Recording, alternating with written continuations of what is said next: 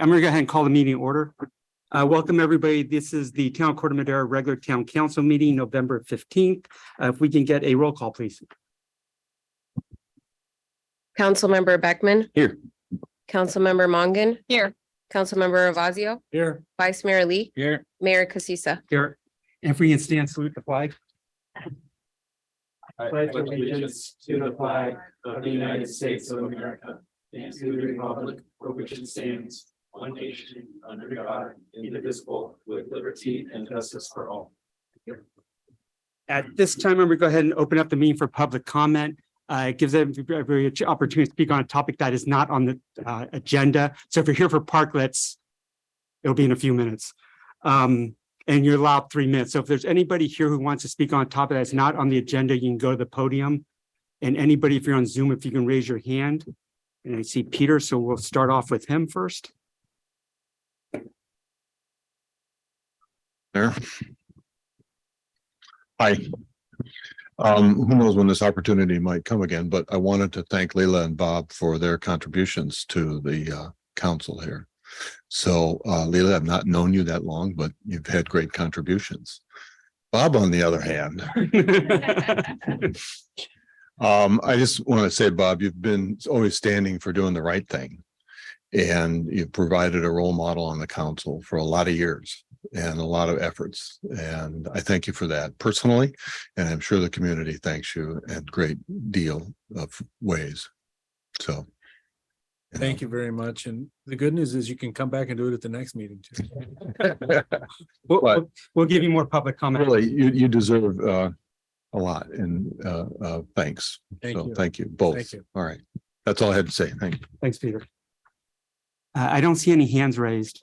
Do we get any email comments in? We do not have any emailed public comment. Okay, thanks. With that, I'll go ahead and close public comment. We're going to move to presentations. We have one presentation tonight, which is proclamation declaring November as Native American Heritage Month. I'm just going to read the short version of this. I, Fred Casissa, as mayor of the town of Corte Madera, do hereby proclaim November 1st through November 30th, 2022 to be Native American Heritage Month in the town of Corte Madera, and encourage all residents to celebrate the heritage and achievement of Native Americans and recognize their contributions to our community and to our nation. Thank you. And with that, we'll go ahead and move to the consent calendar. These are items that are in the normal course of business. They've been discussed there before. They can be moved by a single vote or one vote motion. Anybody from the town council, public, or staff can have an item removed for further discussion. So with that in mind, is there anybody from the council, staff, or the public that wish to have a comment or a consent item removed for further discussion? And I don't see any hands raised. Did we get any email comments in? We do not have any emailed public comments. Thanks. For that, I'll go ahead and bring it back to the council, and we're looking for a motion to approve consent items 4A through 4F. So moved. Thanks. Is there a second? Second. Thanks. Any further discussion? Go ahead and call for the vote. Councilmember Beckman. Yes. Councilmember Mongan. Yes. Councilmember Ravazio. Yes. Vice Mayor Lee. Yes. Mayor Casissa. Yes. With that, we're going to move to our public hearings. I'm going to move the agenda around because I think there's a number of you that are probably here for parklets. Thank you. So we'll get that out of the way first, so you guys can take off if you like, even though the rest of the agenda is going to be very interesting. So with that, we'll go ahead and move to 5D first, and I will turn it over to our staff for staff report. Thanks. Great. And good evening, Mayor and council members. Martha and I are going to share this staff presentation, and just in a second, I think Lorraine is trying to get the presentation up on the screen. But essentially, we're requesting the council consider two separate actions here. Actually, one is more of a direction, but the first one is consideration and possible adoption of urgency ordinance number 1024, which would extend through December 31st, 2023, the temporary permit program established by urgency ordinance number 996 and extended by subsequent urgency ordinances, both 1002 and 1012. we're asking the council to consider and potentially adopt that urgency ordinance. And then the second half of the discussion really is asking for some council direction on several topics related to a permanent ordinance related to parklets and potentially to also gyms for outdoor use. So we are bringing this forward today. We've discussed this at the council in relatively recent past. We've heard from several of the restaurant owners, or a couple of the restaurant owners who are currently using parklets and outdoor use in Old Corte Madera Square. We've heard from some gym owners, and they've stated to staff that really customer preferences have switched and changed over the last couple of years, obviously related to COVID, but also going forward that preference has remained, and that the interest in eating outdoors, exercising outdoors is something that continues to be present with their preferences of their customers. And so that's why we're bringing this forward today, in order to extend that urgency ordinance and allow for the temporary use permits, temporary outdoor use permits through the next year while we adopt permanent regulations. So next slide, if you can, Lorena. So just some context. I think this just goes over the dates. This has been, obviously, we've been in front of the council many times on the reasons why we originally adopted these urgency ordinances. So I'm not going to go over that, but this is just for background. Next slide, please. So the program, by all accounts, has been successful. I think we've had 12 approved temporary outdoor permits. The TOEs are those that are actually within the public right of way. So those are our parklets. And then the temporary outdoor use permits were permits that we provided to people to actually expand into their private property onto parking lots and whatnot. So we had 12 originally, and next slide. You could see that actually several of them are no longer in existence. They haven't necessarily aren't necessary anymore with some of the provisions of the emergency orders by the California and whatnot. Once those were relaxed, obviously several businesses were able to now, within the last year, move to servicing their customers inside. And so you can see how that's played out over the last year. So we still have about 2 gyms, 3 are actually operating outdoors, but 2 have actually permits.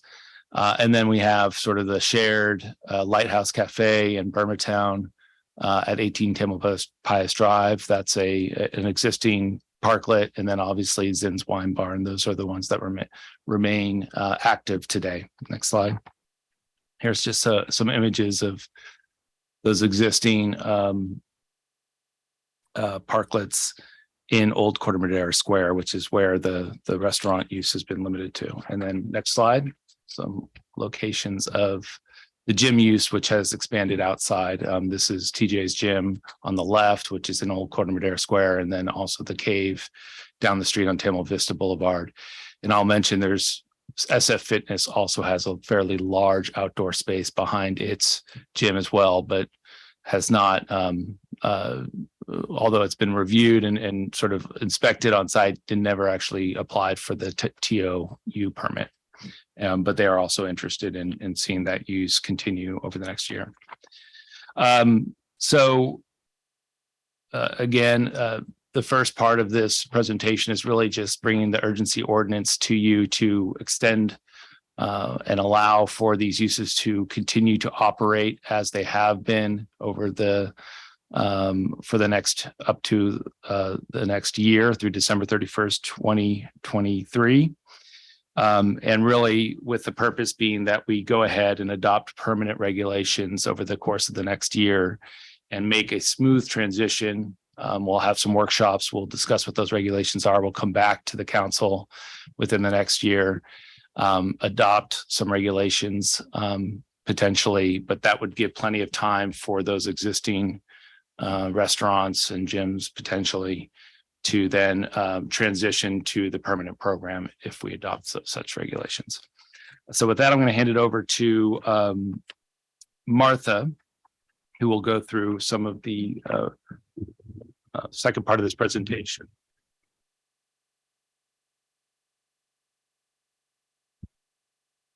Thank you, members of the council and audience members as well.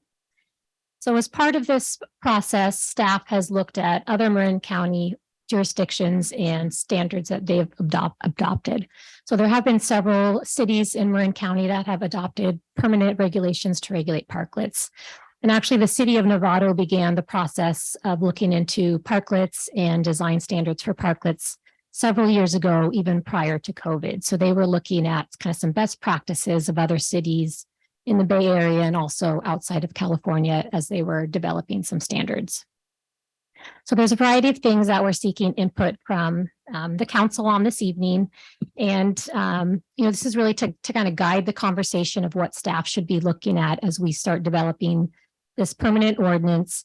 And also there will be community discussions and discussions with the business owners in Old Corte Madera Square as well as part of the development of the ordinance. But as a first step, we wanted to get the council's thoughts on things we should be thinking about as we move forward with the process. So the next slide shows eligibility and location. So several cities, they've taken a different approach to parklets. Many only allow them in their downtown areas, both Novato and Larkspur.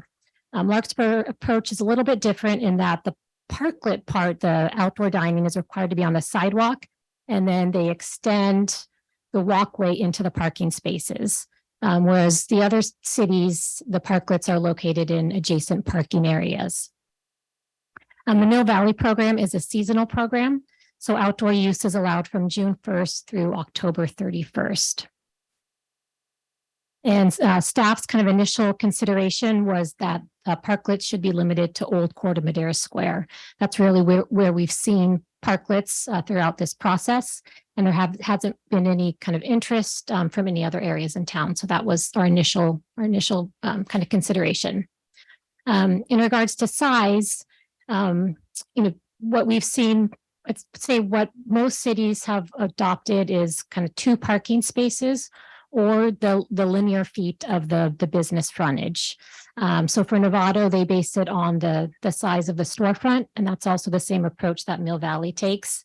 It's the distance of the parking spaces that are adjacent to the restaurant. For Larkspur limits it to 2 parking spaces. And again, for Larkspur, it's only on Magnolia Avenue is the area where these are permitted. And so staff's kind of initial consideration was that 2 parking spaces or the length of the business frontage, whichever is larger, could be an appropriate parklet size.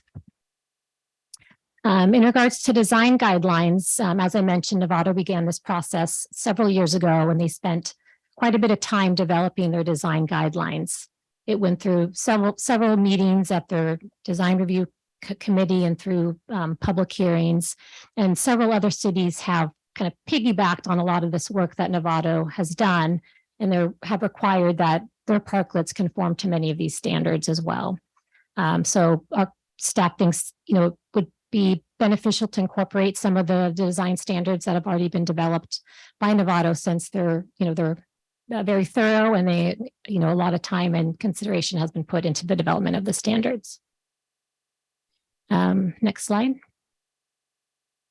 So this are kind of snips from the Novato standards that were adopted, and kind of how their standards work. It's a menu of options. So there's different components, and for each component, there's several different options that a restaurant owner can select as they're designing their parklet. So the picture on the left shows the area surface, and one thing that's important to note is that all the parklets are required to be accessible. So the surfacing is flush with the sidewalk, so that for wheelchairs or any disabilities, it provides the smooth transition from the sidewalk to the parklet. The area on the right are the delimiter materials, so that is the area between the street and the parklet. And again, there were several different design options that are included in their design guidelines. And a lot of our current parklets are the plastic K-rails, and that's what a lot of kind of these temporary parklets have been designed with, as the K-rails. And the majority of programs we've looked at do not allow K-rails in plastic, just because they're not as aesthetically pleasing as some of these alternative materials. Next slide. This shows kind of some barrier options. Again, creating a barrier between the roadway and the parklet. And then on the right are some shading options. So the Nevada guidelines only allow for umbrellas, and then shade sails can be used with approval of a discretionary permit. And really the intent of this is to kind of create open areas and line of sights from the parklet, in and out of the parklet. Next slide. And then again, these are from the Nevada guidelines, some kind of heating and climate control options on the left, and then types of landscaping. So there are requirements that there be landscaping and it be maintained continuously, and any dead vegetation be removed and replaced, obviously to improve the appearance of the parklet from the right of way. Next slide. The next thing that is very common in these permanent ordinances is a term. So how long a business can use the space for. And so what's most common is a term of 24 months with the option to renew that. And again, the construction of these parklets, the cost of constructing them is borne by the business owner. So, we feel it makes sense to have a term of at least 24 months, since there's a cost incurred with constructing the parklet. And then at the end of the 2-year period, it could be renewed by the business owner. And then most cities also have some sort of fee associated with the parklet. Usually it's based on, the cost incurred to review the application and to monitor it.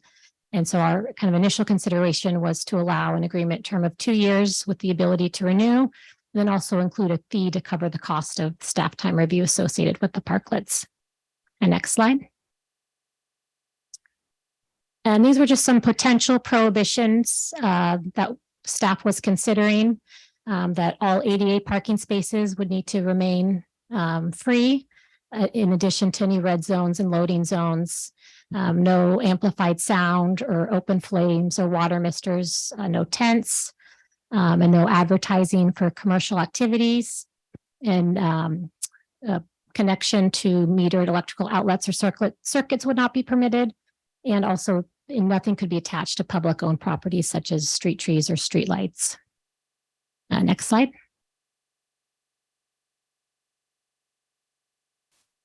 And for the last piece, I was going to address the gym use as well. So currently, with the urgency ordinances that have been adopted and the one that we're proposing be extended tonight, allow for basically any commercial use to extend their business outdoors through that temporary program. In the future, with the exception of potentially gyms and these restaurants, ultimately what we're calling parklets, our staff is currently thinking that we would not extend that option for other businesses to extend their businesses outdoors. Gyms seem to be a special use in that they've been very popular I think we have 5 gyms in town, and 4 of them have been using outdoor spaces. So there's clearly a demand, and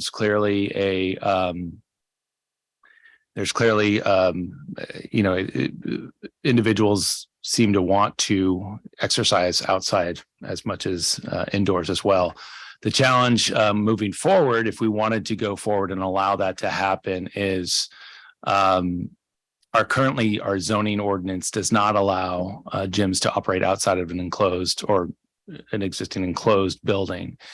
We certainly could pursue a change to that zoning amendment or the zoning ordinance to allow that to happen. It seems perfectly reasonable to have a use, that sort of use allowed to operate outside, but potentially under certain conditions. So staff sort of looking at an amendment that would create special rules for gyms, allow outdoor use, maybe through a conditional use permit program.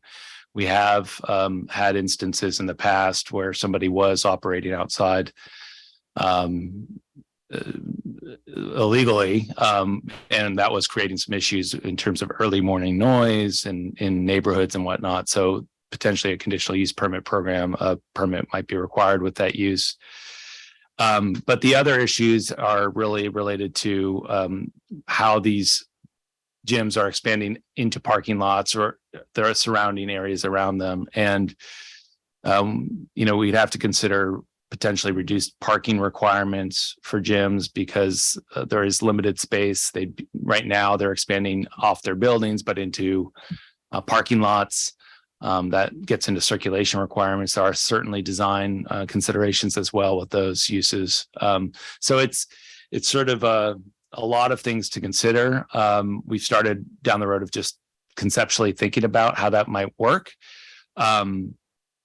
But it's also would be helpful to get feedback if that's something the council thinks should be pursued, given, it's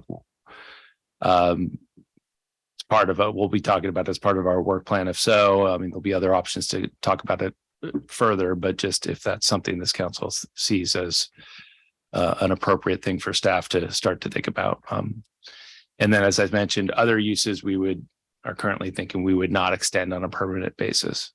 So with that, again, really just looking for action on the urgency ordinance and then direction or at least initial thoughts on what we've proposed, Martha and I have proposed regarding a permanent ordinance. Thanks. So just let everybody know the way this works is it'll come back to council for questions to staff. And then after that, I'll open up for public comment, close public comment, and then it'll come back to council for discussion in a potential motion. So with that, are there any questions from council members? Yeah, Eli, go ahead. Sure. Thank you. Thank you, Adam and Martha, for this very thorough look at this, really laid out the options very clearly. Just a couple of questions. So first, what's the benefit to limiting the location of potential parklets to Old Corte Madera Square? And I understand that that's where we've got the most active parklets right now, but I'm just wondering, do we want to maybe consider leaving that more open-ended so that if we see new businesses pop up outside of that area that would like to operate outdoors, we don't have to come back and edit an ordinance or amend an ordinance and take up more staff time and more council time?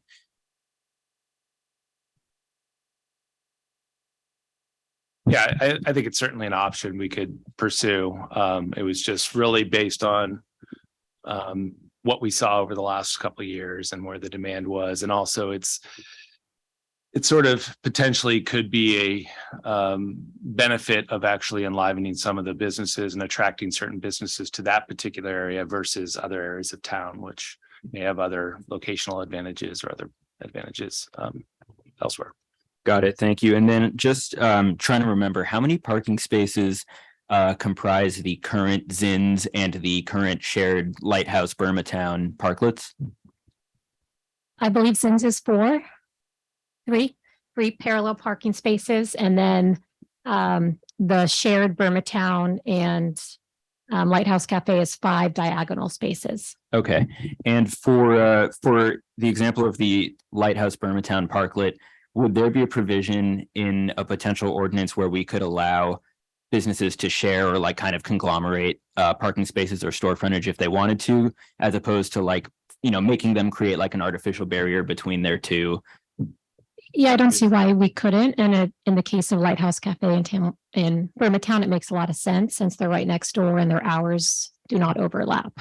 Okay. And then last question, has there been any thought to any kind of system where like if one business sees a need for like more parking spaces or more frontage than they've got, and say a neighboring business says like, oh, I wouldn't mind if you use some of my frontage or some of my parking spaces. Maybe the neighboring business thinks that greater pedestrian and, customer activity at the next door business might benefit them, as well. Would you guys consider any sort of provisions for businesses to kind of like donate space to a neighboring business?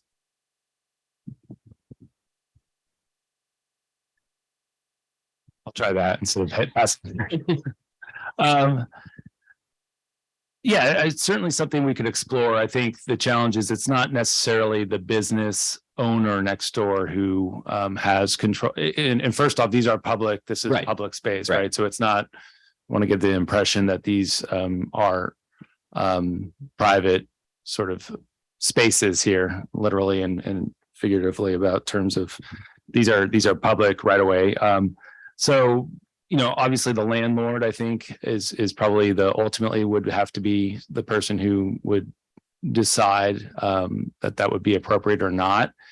But I think it doesn't necessarily stop with that adjacent business potentially.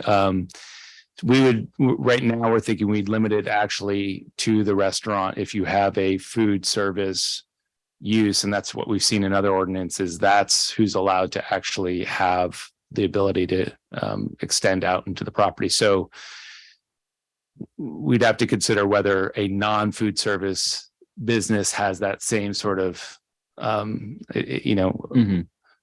sort of right or ability to sort of extend that parklet further into across their frontage.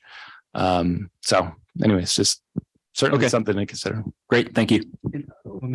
Just clarify something based upon that last comment. So if I own a commercial building and I have 3 storefronts, okay, but I own the whole building as a landlord, would I be able to get, and just say one tenant wants use of all spaces in front of my building? Can that one, because I'm a landlord and those other storefront owners agree to it, can I take all that space in front of my building? Well, we haven't developed anything yet. So this is just sort of very conceptual in nature. So if there's thoughts about what we should be considering and thinking about, that would be very helpful at this time as we move into the next phase, which is starting to put pen to paper and having some discussions and workshops out in the community and whatnot. Okay. But I would turn that maybe back on you. If you have any thoughts on that yourself, that would, as a council member, that would be great. You just had one. I'm sorry. Yeah, Go ahead, Charles. so based on these assumptions, it's on current use of the permit and then also looking at in your research of other municipalities, these are the kind of the standard things that you're first doing, right? But the idea is that as a community, we can decide and there is no right and wrong, right? So, have you ever seen where, by right kind of in front of the storefront, but, if ultimately a business is really successful and could use more public space and engage and create the kind of condition that the community wants, could those other spaces, because they start having a much greater impact on the overall like community and vibe and everything, right? Like they become more expensive or something like that. Could we explore that, right? Sure. The other one that I had was are these low height barriers about the same height as a car? So as far as visibility from the street for residents, there's no actual difference, if not better, street frontage and view of retail establishments that might not be within that footprint.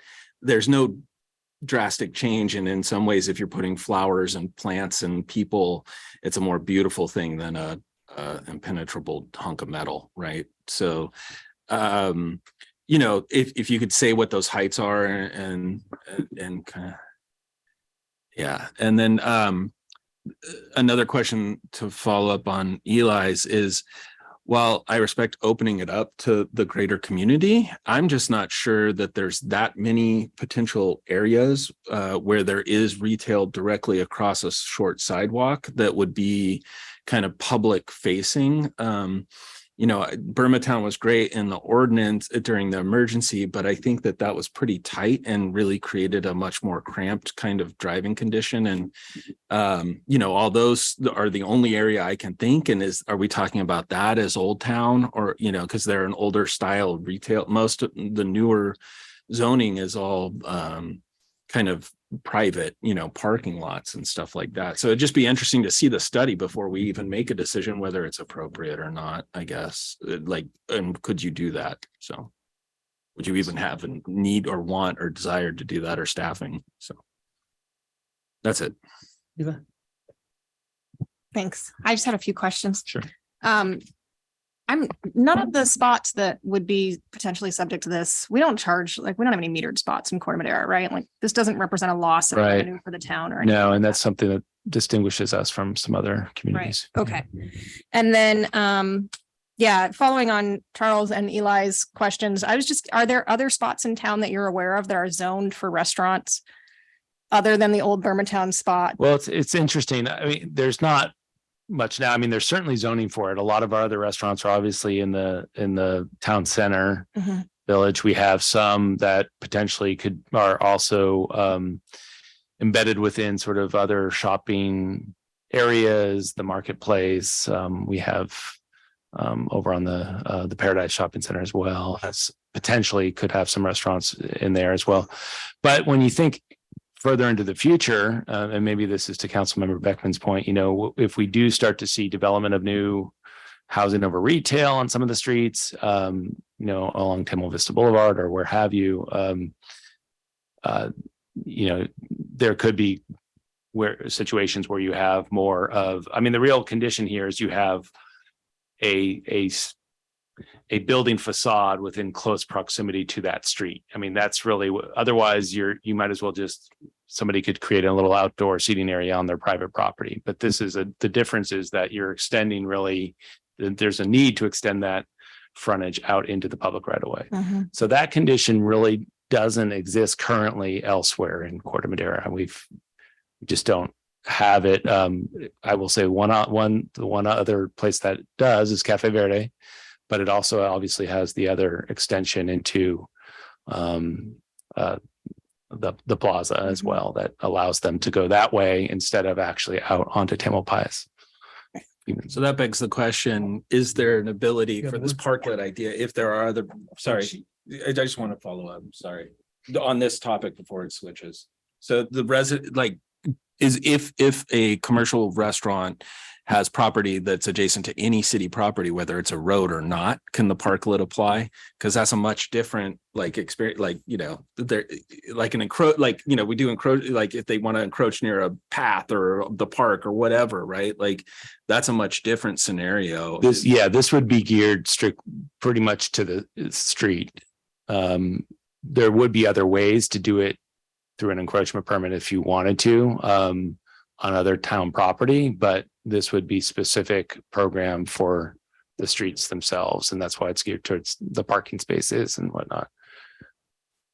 Go ahead. Thanks. I just had a couple more. The design standards, I assume those look really nice. I assume none of the existing parklets would meet those standards currently? Okay. And just in terms of the term, what if I just want to be sensitive to the town not, losing money? What if a business goes out of business and then it costs $1,000 to remove the parklet, and the business isn't there to pay that? Are we thinking about a deposit? Yeah, we've seen some programs, and that's exactly what we've seen in some of the other programs. They will require a deposit up front for removal. Great. And then my last question, I think you said 24 months as a potential term. Is there an out in there if there's some reason in the public interest that we need to take it back? Do we have the ability to terminate that early?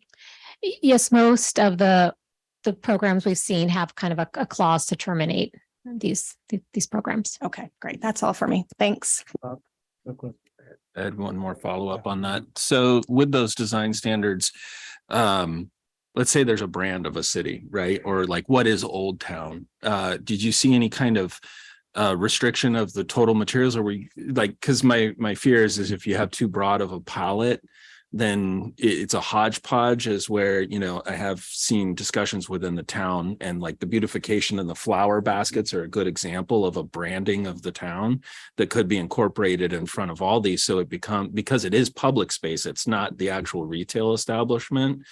Who would engage and decide that? I know that the Community Foundation's looking at, the whole park and that whole downtown as well, and others about that.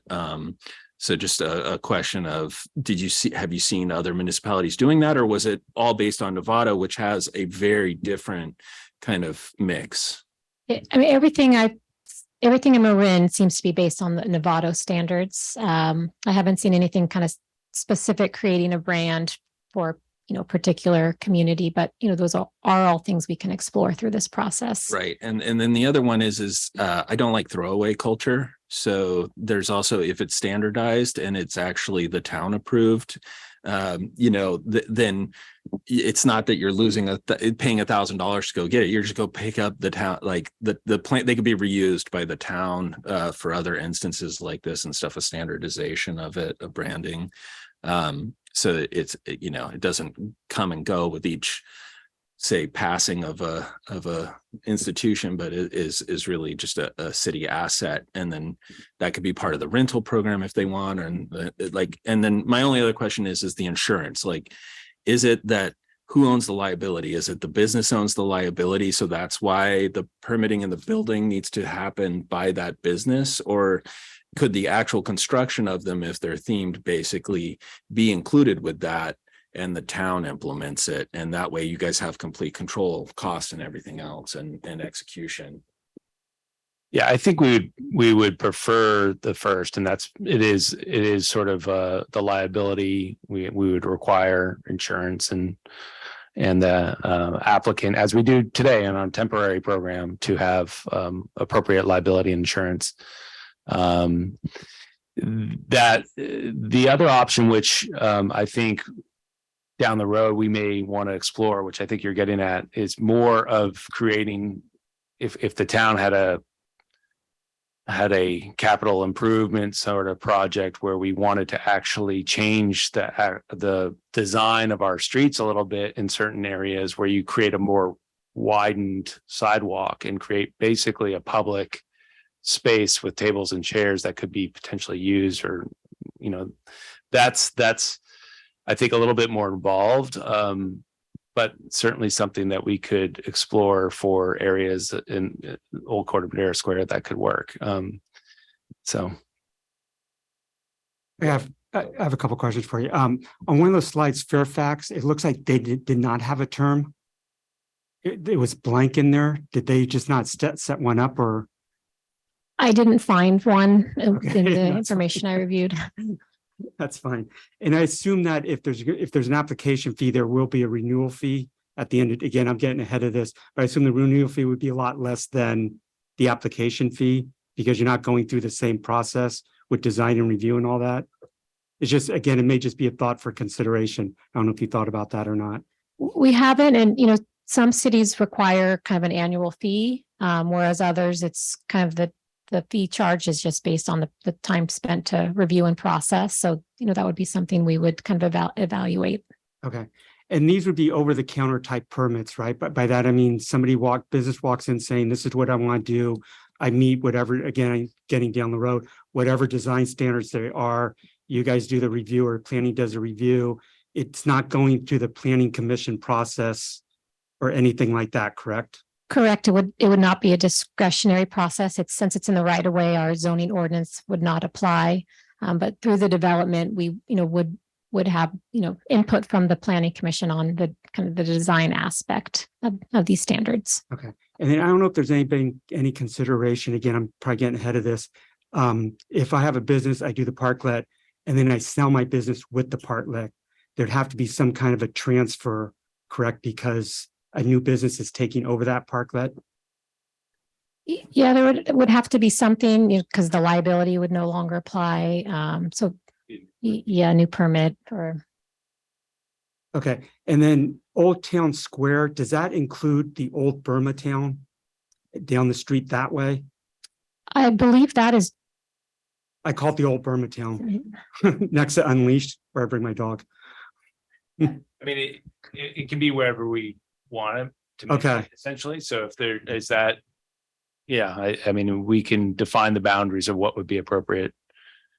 Currently, it just depends on how it's defined in different maps and land use designations or whatnot. But I've seen it included on some of our maps talking about Old Corte Madera Square and not in others. Okay. I don't think this would happen, but is there any consideration if we ever have to restrict not doing one or making less park space depending on how much we allow? I'm bringing that up because, again, it could never happen. But if you look where the new Burma Town is, if all those spaces were taken, that could be a possibility, right? If there were all restaurants there. And was that something we'd have to consider? Because this way you're taking away a chunk of parking. And again, if I'm getting headed, just tell me I'm good. You know, there are quite a bit of public spaces in that area, but you know, any accessible parking spaces would obviously be precluded from being a part of a parklet. And there are some cities that limit the number of parking spaces that can be converted within a block as well. So, you know, that could be something, you know, to evaluate. Okay, thanks. Did you have another one, Charles? Yeah, I had, one with that is the two parking lots that the town owns, both in Minky Park and adjacent, that have ample parking. Are those parking lots, park space assigned to any of the businesses? Are the public right-of-way spaces assigned to any of the businesses as far as needing to maintain them for their functioning? And is there any handicap parking on the street in those locations in front of those buildings? I believe there's one in that strip of where Burmatown and Lighthouse Cafe, there is one there. Okay. And then the other thing is when you were researching it in Larkspur, so at the Lark Theater, I think they actually took the spaces and they built a concrete wall with like full, and it has styling to it and everything. Do you know if that was implemented by the town or if that it was implemented by the town? Pretty sure it was. Okay. And because of its community theater nature or something like that. But like, you know, that I asked Tam when I was on it, they didn't know the answer, but I think that that's kind of the thing that set off in my mind, this kind of standardization that can create a branding if anyone's seen it, you know. It like frames the crosswalk, right? And it also like basically created more space for gathering in front of the theater for lines or just, you know, when they let out like that type of same community experience. But it's permanent or, you know, has a feeling of permanence, and it also has a feeling of style that looks basically, it doesn't look like it's established by a retail or a commercial entity. It looks institutional to the town. So you know, that's what I had. So was that based on a design standard? Do you know if that was based on a design standard of the town or anything? I mean, that'd be something interesting to bring to further discussions then. Any other question from council members? No? Okay, with that, I'll go ahead and open it for public comment. If you wish, if you want to speak on this topic, try to line up. You can. And you'll get 3 minutes and the timer will be on the screen. Kyle will go first. Yeah, thank you. Just make sure the mic's on. Thanks. Guys, first of all, I've been up here several times and I know that you guys you probably cut me off of your cell phones because you don't want to answer the phone anymore. But I really, this has been a long ongoing process and I really want to thank you guys for being attentive and so flexible. There are a lot of questions still that have come up. There are a lot of points. Parking, I think, in terms of the Old Town Square area, we have kind of an anomaly in terms of the area with regards to parking. We have a couple of parking spaces, parking lots really that are adjacent to the Old Town Square area. And I think the Old Town Square area begs for growth. So whether that means enhanced parklets or not, or if it means retain the parking that we have now, but putting in more restaurants and less salons. Sorry, guys. But it allows for more community growth just from an Old Town Square area. And whether that includes the old Burmatown area and that strip, you know, I don't know how far it goes. That's for you guys to decide. I'm really just thankful for you guys talking about it and engaging this whole process that's gone on. I know COVID brought this whole thing and really, you know, knock on wood, thank God for COVID or not. But it has brought up a whole thing for the community and for other areas around Marin to really engage in parklets and let the public get out. I mean, we have 9 months of fantastic weather, so it's been great for everybody to really get out. The parklet issue is kind of a fairy concept for people at first. I again, thank you. 3 parking spaces, 2 parking spaces, you know how I feel about that, but yeah, I'd like to get rid of my orange and white barricades on the outside. And if if you guys let me do something different with that, I'd welcome it. But again, that's for you guys to decide. I just want to say thank you. That's really it. Thanks, Kyle. Anybody else in person wishes to speak? Just step to the mic. Thanks.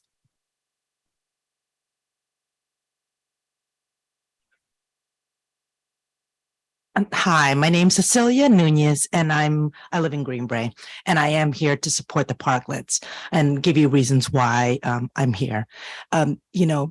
Because of it's not just because of COVID that I love the outdoors. I mean, I think with us living in California, we love to be outside. That's eating outside, hanging outside. And so it's much more inviting having a parklet than sitting inside some of these restaurants, especially in Corte Madera, where they're tend to be much smaller, and that gets a cozy feeling. But then again, you have to wait a little bit longer if you can't get in. But now with the parklet, it actually maybe doubles or triples the size of the establishment, and we're allowed to go in, not having to wait outside and hang out. And so, one thing I love too is like I go to Zinn's, and because they have outdoors, I can get in, have a drink, and then you know what I do? I walk to Burma Town because I can go over there and eat and hang out and not have to wait. And then you know what? On my way out, I go get gas down the street. So I'm spending a lot of money just going to one establishment after another. So I really think that, you guys really, it sounds like you guys want to go ahead and allow this. I think it's a great way for us to, as a community, to get together. It's easier for us to get there. There's plenty of parking. I never have a problem. And I do love it. So I do want to make sure you guys understand it and from the public point of view. Thank you. Thanks. Anybody else from the public? And David, I know you have your hand raised. We'll get to you in just a couple minutes. Thanks. Hi, my name is Colin. Live in Corte Madera for quite a while now. And I just want to put a shout out to the parklets. They're pretty amazing. But I think what's also really important is to recognize Corte Madera has such a density of these chains in the malls, and it's great to look over to the Old Town Square and get more of a local feeling, something that is kind of missing from the malls that honestly you could find down on the peninsula. It's really not that fun for those of us who like to get some local wine recommendations and some cheese occasionally to go with it. So big shout out and go local. Thank you. Anybody else? Hi, I'm Wilma and I live on Chapman, and I moved Corte Madera 2004, and I moved here because I had walkability, and I treasure that. I've always had it since 1980, whatever. I value and want to support Kyle, Zinn's, and Burma Town. So make it easy. Make those permits cheap. So anyway, thank you for all your time. This is great, but I can't say enough about walkability. Thank you. That's all I have. Thank you. No, please. Hi, I'm Sarah. I'm a Marin native, recently moved back to Corte Madera just over a year ago. And because of these parklets and the businesses there, it has been one of the most welcoming environments I could have found myself in. The ability to walk my dog, hang out with my dog, have my dog with me, which I know a lot of us residents are faithful dog owners. I understand that there is a hesitancy from some of the businesses that, these parklets are taking away potential accessibility to their businesses, right? Something that I think about a lot is that there are a lot of staff members who work in these buildings who utilize their staff parking and park right in front of their business where this could be used for their clients. So I just want to say that as part of a consideration that, hey, maybe some of these people who are parking on the street that are parking right in front of their businesses could leave those parking spaces open for their customers. I do live very, very close, perhaps too close to Zinn's and Burma Town. However, I some days have to fight for parking myself, and, I'm just trying to get home at the end of the day. I will also speak to the fact that the parklets are just such a unique experience. It's something that did come up over COVID and, not to sound privileged, but if you travel to other countries, this is something that is just kind of the norm. Being outside, engaging outside, being able to say hi to the passerbyers, being able to make new acquaintances because, simply I'm sitting outside with my dog. So again, I just want to give my support for these parklets. I think it's a super important piece of the community. I think that it gives a lot of benefit to the businesses themselves. And just as Wilma stated, we're here, we're spending our money, we're inputting our money into this town. And at the end of the day, it's really not a loss of revenue to the city. So thank you. Thanks. Anybody else? Hi, I'm Aaron. My wife and I, Oakley, we moved to Corte Madera about a year ago. And we have met so many people and very quickly become part of a real community. And I think a lot of that is down to the parklets and the open space, right? People like mingling in the open space. It's very conducive to meeting people. It's a really great community builder. And to the point that was made earlier, it doubles or triples the capacity of these businesses. So you meet 2 or 3 times as many people. You build relationships quick, you develop that great community. But on top of that, I mean, as someone said, these aren't chain stores, right? This is the old town of Corte Madera, and it's far more difficult these days for individual businesses to keep going, to work against the chain stores and the Amazons and everything else. So by allowing them to have greater capacity, I think you're really doing them a favor. And then finally, my personal, I guess the thing I like most about the parklets is I can sit there and enjoy my community and enjoy my food and my drink and not look at a parked car, right? I actually prefer not having the parking lot right next to the business. So while we might be losing 2 or 3 parking spots, you've got 30, 40 individuals there having a much more enjoyable time. Thanks. Thank you. Yeah, you did. Yeah, that's where I met all these people. All of us also. Anybody else wishing to speak? Okay, with that, we'll go ahead. Zoom, go ahead. I'm sorry.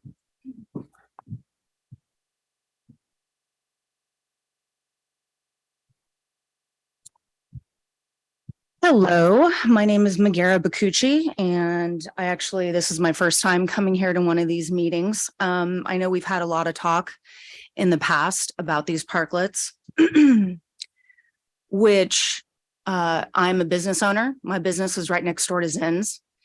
And as this has become more of a finalized issue, I've been put in kind of a interesting predicament. As I have talked to other business owners in the area, not everybody feels quite as inclined to speak up because it's difficult to look like you're not supporting other businesses within your community.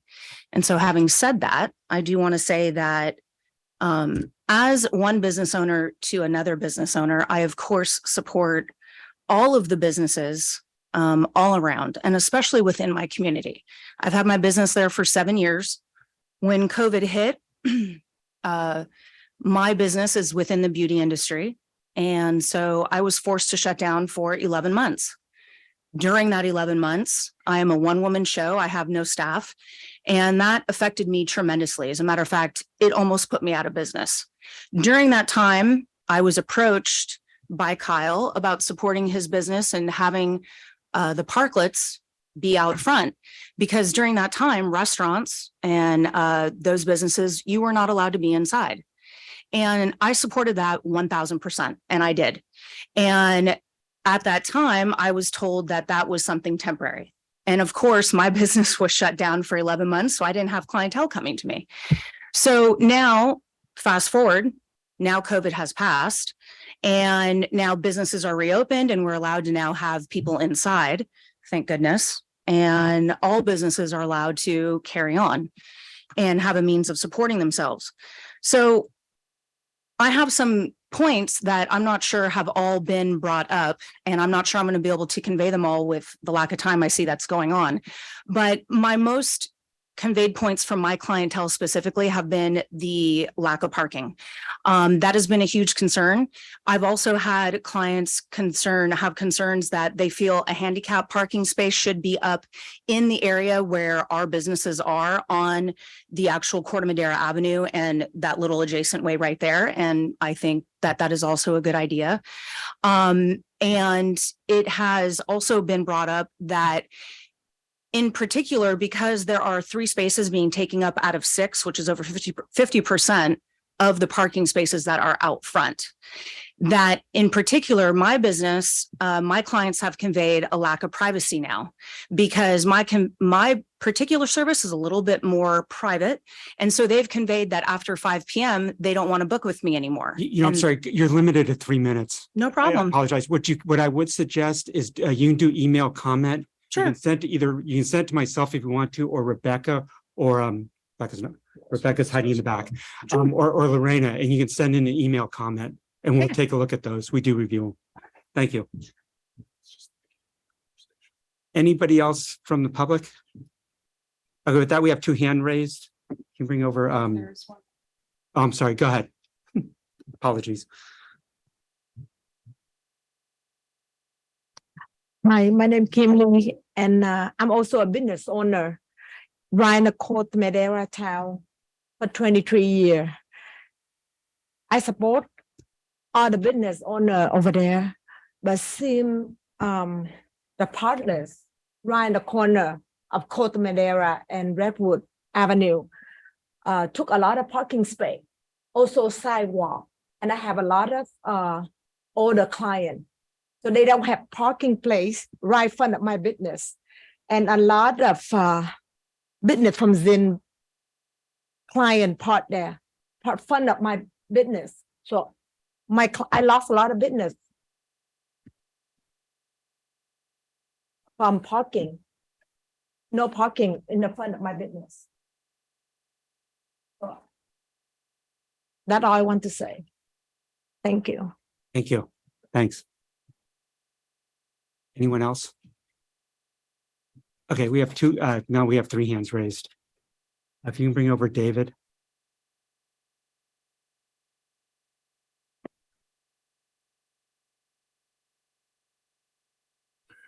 Good evening, everyone.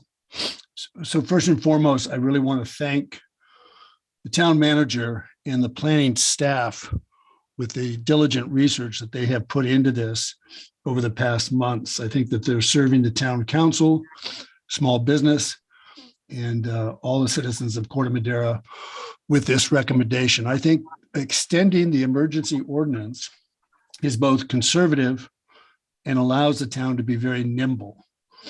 I have plenty of ideas about design standards, but I want, people who don't understand the process to understand that there'll be many additional meetings where the public will have an opportunity to put in their input as to how these parklets can and should be designed and under what circumstances.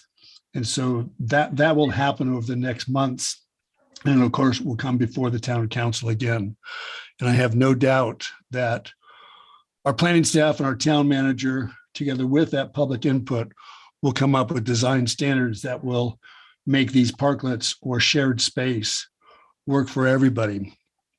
Finally, I have shared with planning staff and the town manager that San Francisco has a 66-page illustrated manual that outlines all kinds of standards for design review. So we're fortunate that San Francisco, that got the head start on this, has kind of laid out things that all jurisdictions like ours should consider. And so together with what's been done in Nevada and other Marin jurisdictions, we can also look at what San Francisco has done to come up with design standards that'll work for us.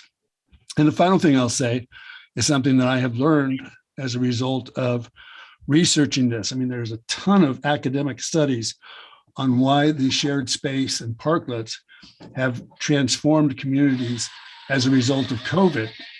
But the interesting thing that I learned is that the Parisian outdoor experience that people travel all over the world for did not exist before the Spanish flu.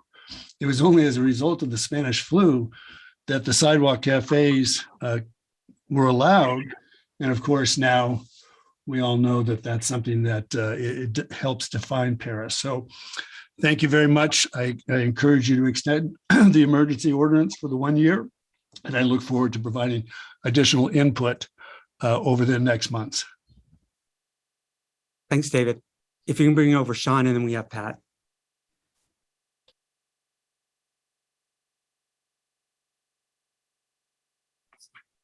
Hi. My name is Stacy Prince, and I'm here with my husband, Sean Westerhoff. We have been Corte Madera residents for 28 years, and we would love to see the ordinance extended. We feel that this is an opportunity for community and for connection, and we think that bringing people out and being among our community members actually supports all the businesses and energy and the vitality of our community. And I would second the idea of European countries. It took a pandemic to get us to a place of having more indoor outdoor experiences in Marin County, and we have this amazing weather, and to take advantage of getting to be among community and be outside and share in that, I think bolsters all of us. And so I would encourage the committee to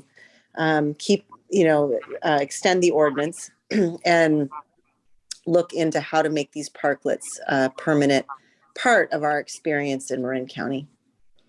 Thank you. Thanks. Appreciate the comments. If you can bring over Pat.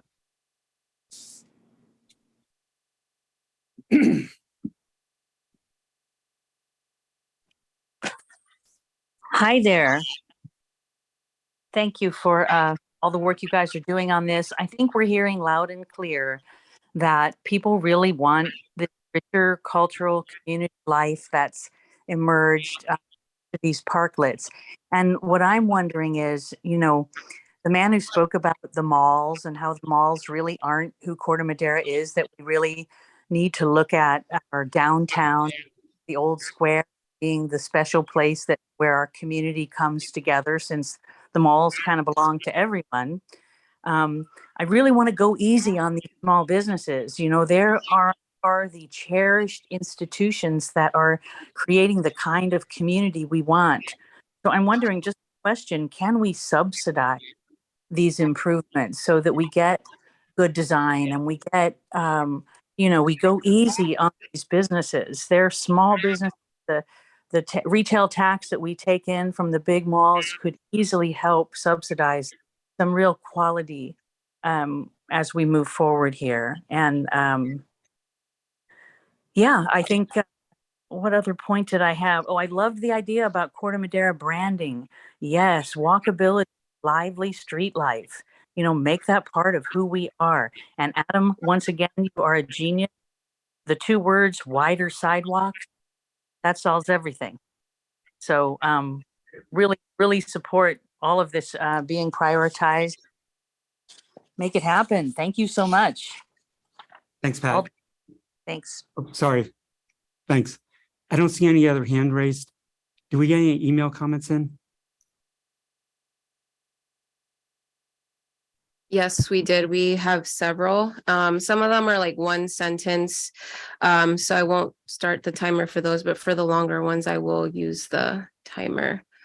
Okay, we're going to start with Arlene F., who's a Larkspur resident. Arlene says, regarding the extension of parklets, I suggest the town council consider a couple of items among others. Impact on neighboring businesses and residences, impact on seniors and those with disabilities, impact on businesses if another pandemic surge or lockdown occurs. For the first item, if a specific parklet negatively affects other nearby businesses by reducing available parking or providing an unfair competitive advantage, perhaps the parklet shouldn't be allowed. On the flip side, sometimes a parklet can draw in new customers to adjacent businesses. For the second item, if parklets remain One has to consider adequate parking access for handicapped people. But if more handicap parking spaces need to be added, that may exacerbate nearby parking issues. Lastly, as a senior citizen who has been fully vaccinated and boosted, I have not eaten indoors at restaurants since the start of the pandemic. Eating outdoors has been a good option. Whatever policy is implemented, it will have to reflect a balance of many factors. Thank you for your consideration. Then we have a comment from Doug Levy. To the town council, town manager, and staff, I strongly support continuation of the town's parklet program. Our business owners have put considerable effort into making these extended spaces both practical and attractive. Even though the reduction of parking could create challenges, the net benefit to those of us who live and work in Corte Madera unequivocally accrues in favor of the parklets. I also am confident that both the business and our town staff can work together to continue keeping the parklets safe, clean, and attractive. We are fortunate to have much more favorable conditions for these shared spaces than some other communities that have chosen to remove them. Thank you for considering my comments. Then we have Allison Belger. This is from TJ's Gym. Dear Corte Madera Town Council, we are writing to express our enthusiastic support of adoption of an urgency ordinance to extend through December 31st, 2023, the temporary permit program allowing businesses like ours to secure continued permission to conduct business activity in outdoor areas. In our case, just a few parking spaces. We would also be in full support of development of permanent regulations for parklets and other temporarily permitted outdoor uses so that the many businesses in our town can continue to recover from what has been an incredibly difficult period driven by the pandemic. As we stated in October 2021, when the current extension was debated, our business would not survive if we were suddenly prevented from utilizing our outdoor space. Many Marin County members no longer feel comfortable working out in large groups indoors, and offering our health and wellness services to as many residents as possible is important for our business sustainability, as well as for the well-being of our county population.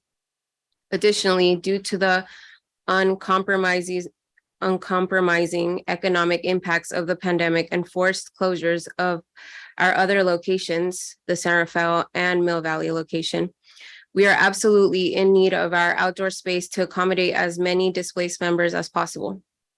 In addition to our operation supporting fitness in adults, we offer a thriving youth program. Many parents request outdoor workouts, and the space also allows us to serve a group of teens and adults simultaneously. Allowing us to utilize our outdoor space has literally been a business-saving lifeline. Had we not had access to outdoor usage, we would have been forced to close long ago. Given how removed our outdoor space is from the street and how contained we aren't sure why there would be any issue or concerns about our outdoor operations. We trust that no council members would find a justifiable reason to shut down a longstanding community business unnecessarily, especially one which has been so integral to the health, wellness, and positive outlook for so many people during these extremely challenging times. Taking up a few parking spaces has not caused any parking issues for us or nearby businesses, so we can't imagine a reason for discontinuing our outdoor operations. We are endlessly grateful to council members for their flexibility and innovative thinking in response to the pandemic as it relates to local businesses like ours. We respectfully request that the council support ongoing permitted access to outdoor operations to avoid the extreme negative consequences that would come with restricting such access. Thank you for your time and consideration. Next, we have Kim Cheadle. Hi, I am unable to attend Tuesday's session. I am very in favor of keeping parklets, and I'm wondering why there is even a question about keeping them. Seems like a no-brainer. COVID is not going away anytime soon, so not only do these spaces offer a beautiful and safer place to congregate, but they also are a huge asset to businesses who suffered so much during the height of the pandemic. These businesses pay taxes. They are an asset to the community in general and bring people together in a time when we need community to It gives, when we need community, sorry. It gives our town a European feel. So cool. I appreciate that a few parking spots may be eliminated. It's not like Corte Madera is at a shortage of parking unless you're talking about Christmas Tree Hill. If folks have to walk a few blocks, it won't hurt them. Or maybe walk or ride your bike to cut down on pollution, save money, and improve your health. I've also heard people complaining about aesthetics. I struggle to understand how cars in spots are better looking than a tastefully displayed parklet. Those I've seen had been decorated very tastefully, and it gives our town a tight-knit neighborhood vibe. Please don't take that away because of a few parking spots or some grumpy people that want to complain about something silly. Please keep the parklets. Then we have a comment from Dennis Designer. Sorry if I mispronounce anyone's last name.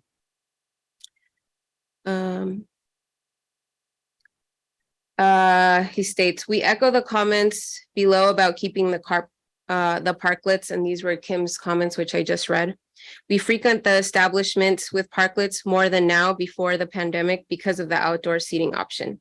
Regards, Dennis and Sabin Calapi. Then we have John Feldman Isakson. Corte Madera Town Council. I'm unable to attend the meeting on November 15th, but I'd like to urge you to please consider allowing the businesses in town to offer parklet space for outdoor seating. It's not only given the town a charming and inviting atmosphere, but also allowed the businesses to thrive. Our local businesses are trying so hard to best serve the people of Corte Madera and to stay in business. Let's help them instead of making rules that make it harder than it needs to be. I visited our local businesses and haven't had an issue with parking. Please help them continue serving our community. Thank you.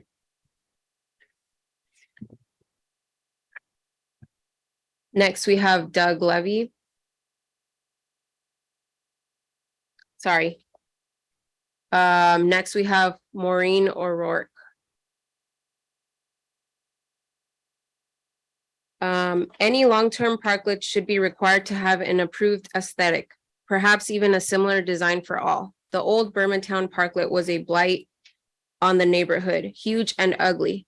The new Bermantown/Lighthouse version is not much better.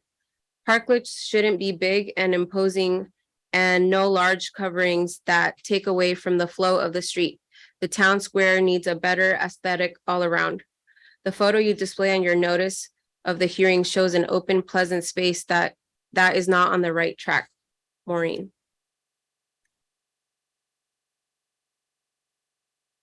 Then we have a 2-sentence comment from Blaine Corin. Parklet should remain an option for restaurants and bars in Corte Madera. It has opened up the community and provided these businesses with more space to expand and entertain. Please keep this option. Thank you. Next, we have Roger Harrell. I am the owner and operator of the Cave in Tamil Plaza. We have been operating an outdoor space under the temporary permit program since the inception of the program. This program was a major factor in the survival of the business through the pandemic. Through the outdoor use, we discovered that our community really enjoys the outdoor activity. This applies to the other outdoor uses, restaurants, etc., that have benefited through this program. We feel that it has enhanced the community and would like to see it continue indefinitely. In our particular case, it has actually reduced parking congestion as we initiated a drop-off/pickup process that results in far fewer cars parking in our complex through our operations. Thank you for your consideration. Then we have a comment from Janet Heineken. I support continued use of parklets in our community. And then we have Paul Heineken. I support their continued use on parklets. Then we have Elizabeth Laporte. We enjoy the parklets, for example, at Zinn's, and do not feel safe indoors, so only eat outdoors with heaters. Please keep them. Sincerely, Elizabeth. Then we have Catherine Munson. Please keep our local flair for our restaurants who have spent so much money, time, and ingenuity to create these wonderful outdoor spaces. We are going into winter where viruses will tick up, so let's keep these outdoor options going. Thank you, Catherine.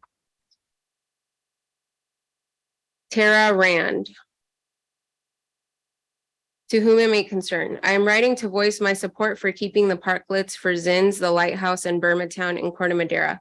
They add much needed ambience and vibrancy to the area, especially since there isn't a true downtown to Corte Madera because it's divided between two major shopping malls, unlike the other surrounding towns.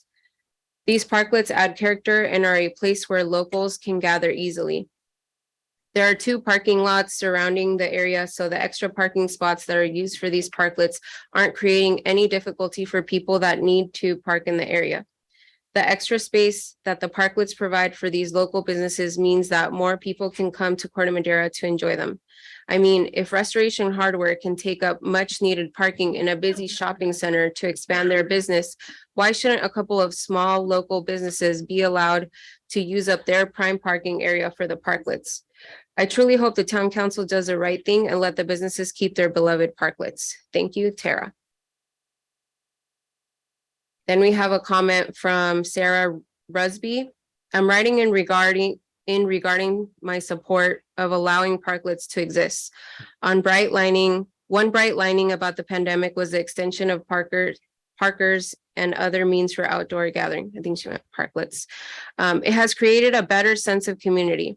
We have temperate weather, so I see no reason to end this. Other countries do this as well, and I think it's a good thing.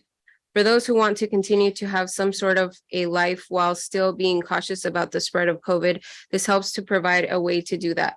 Thanks for your consideration, Sarah. Then we have a comment from Charlene Van Boer. COVID has done great things for whining and dining. We can do it outside. This winter, COVID and RSW are stronger than ever. Don't take away the choice for someone to be outside when it's not safe to be inside yet. That's not responsible. Save any restaurant, bar, or any business offering a choice of outside. Charlene. Then we have a comment from Patsy. And then she also included other people's comments to a petition, but I told Patsy we'd only read her comment. And all of these comments that I'm reading are online. And this is the last one. You were on a roll. Patsy, to whom it may concern, I am forwarding the petition that was just started a couple of days ago that has been signed by people that are in favor of keeping the parklets in Corte Madera. The notice of the public hearing was posted just last Thursday, so many of our community members are not able to make the meeting in person. We started this petition to make sure people had a viable place to voice their opinion. I will continue to update you as the petition circulates. I am co-partner in ownership of Zin's Wine Bar and felt compelled to help pass on the positive response we have had in a short time frame. Happy to provide the list of names and details. So far, we have over 400 signatures. Thank you, Patsy. And that was the last comment. Thanks. Is there anybody else here that wishes to speak? Go ahead. So sorry for being late. No problem. Don't worry about it. My name is Dan Reedy. I live at 447 Manzanita and lived in Corte Madera for 13 years. And so huge fan of the parklets and would like to voice my support of that. Also, I think that in our time living in Corte Madera, we live in Chapman Park. And so a good analogy for this decision is the work that was done with Cafe Verde down the street from us, just one block down. When that was being considered, one of the things that had also been considered was there was not enough parking that was going to be able to support that development there. So there was some kind of a variance that was made. And I'm sorry if I'm repeating that it or something already has been discussed, but there was a variance that was allowed for that outdoor space for Cafe Verde because it was in support of a community space where we could gather. It is well used. It is well appreciated. I've been there many, many times. I was just there with my mother-in-law 2 days ago, and she loved it. And our kids have loved it. those gathering spaces, we don't have a lot of those in Corte Madera. Some of the parklets really provide that opportunity. So I would like the town to just kind of consider the work that it's done in the past. Corte Madera does a good job on looking at what are the things, the precedents that we've set, what are the smart variances that we've allowed. So that's just one that I'd like to make sure we consider in terms of just the community aspect. Thank you. Anybody else? Okay, with that, I'll go ahead and close public comment, bring it back to the council for discussion. I'm going to split this into two parts. Part one is if we can just kind of get a general consensus about supporting to extend the ordinance. And then part two is we'll get into the design phase. Okay, so I'll go ahead and kick it off. Given the public comment, and I think just the need for parklets, and as far as the social aspect, the business aspect, I think it's all intertwined. And I just think it shows that the community is really passionate about parklets, and I love them also. Been to Europe several times, and I know they're really big over there. With that, I can support extending the ordinance through the end of through 12/31/23. Thank you. So with that, again, let's just stay on topic as far as if you support the extending the ordinance, and then we'll get into the design part of it for direction for staff. Go ahead. I'm not sure. I've got a question for staff. How much, I'm concerned about our business owners here who have lost parking in front of their buildings. And the proposed ordinance says business may not license space that significantly extends it up on the edge of the storefront. Does Zins have a lot of space beyond the edge of the storefront that is taking up parking for other businesses?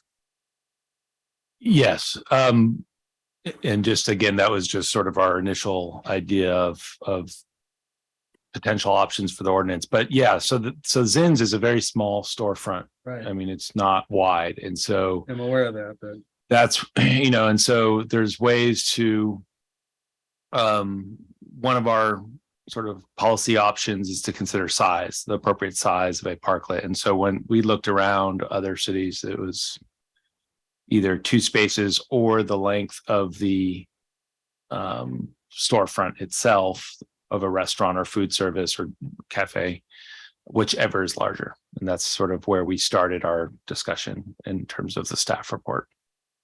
because I'm all for extending the ordinance and extending parklets, but we're talking about limiting the size. It sounds like if we extended it, it would be for another year and you wouldn't put any size changes on it for another year, which means these business owners would have a problem for another year with no parking directly in front of their businesses. Is that correct? Am I interpreting this correctly? Or you'd have to come Yes, back that's and change the well, ordinance again within the so year?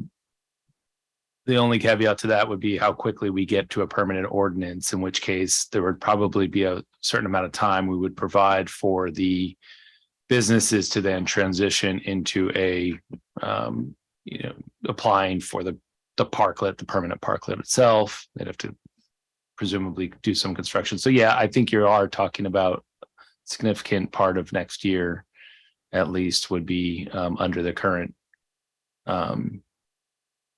temporary parklet program or temporary outdoor permit program in its existing form. I'm all for extending it and I want to continue parklets, but we're clearly harming other businesses. Right.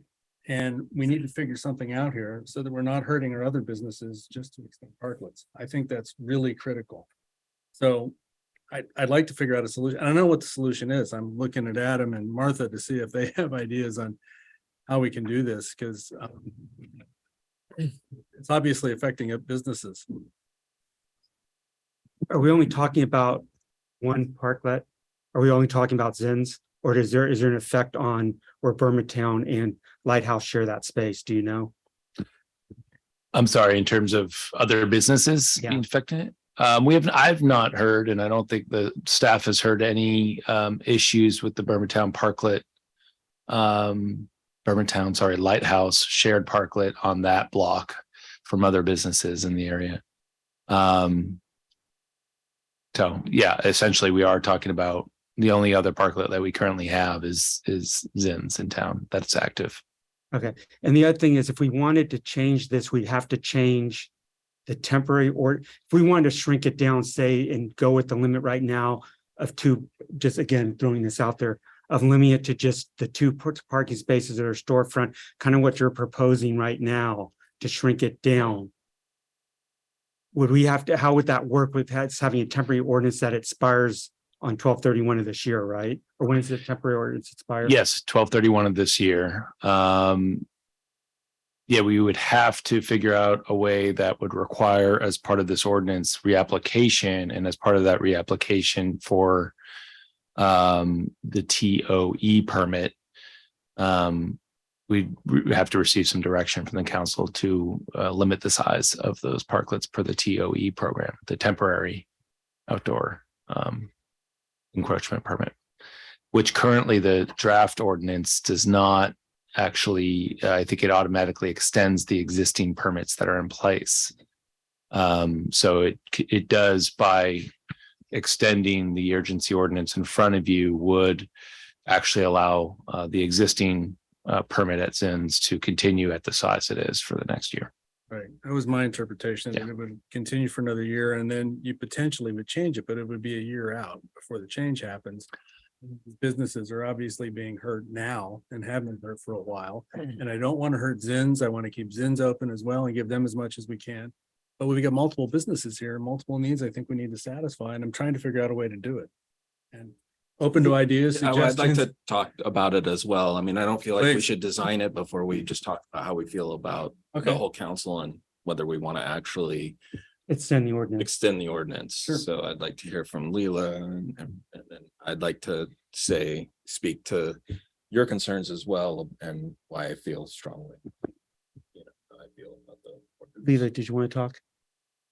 Yeah, given the sort of overwhelming public support of the parklets, I would like to extend the ordinance, but I do want to be sensitive to the concerns we've heard from other businesses. And it occurs to me that there might be creative solutions. One of the concerns was privacy.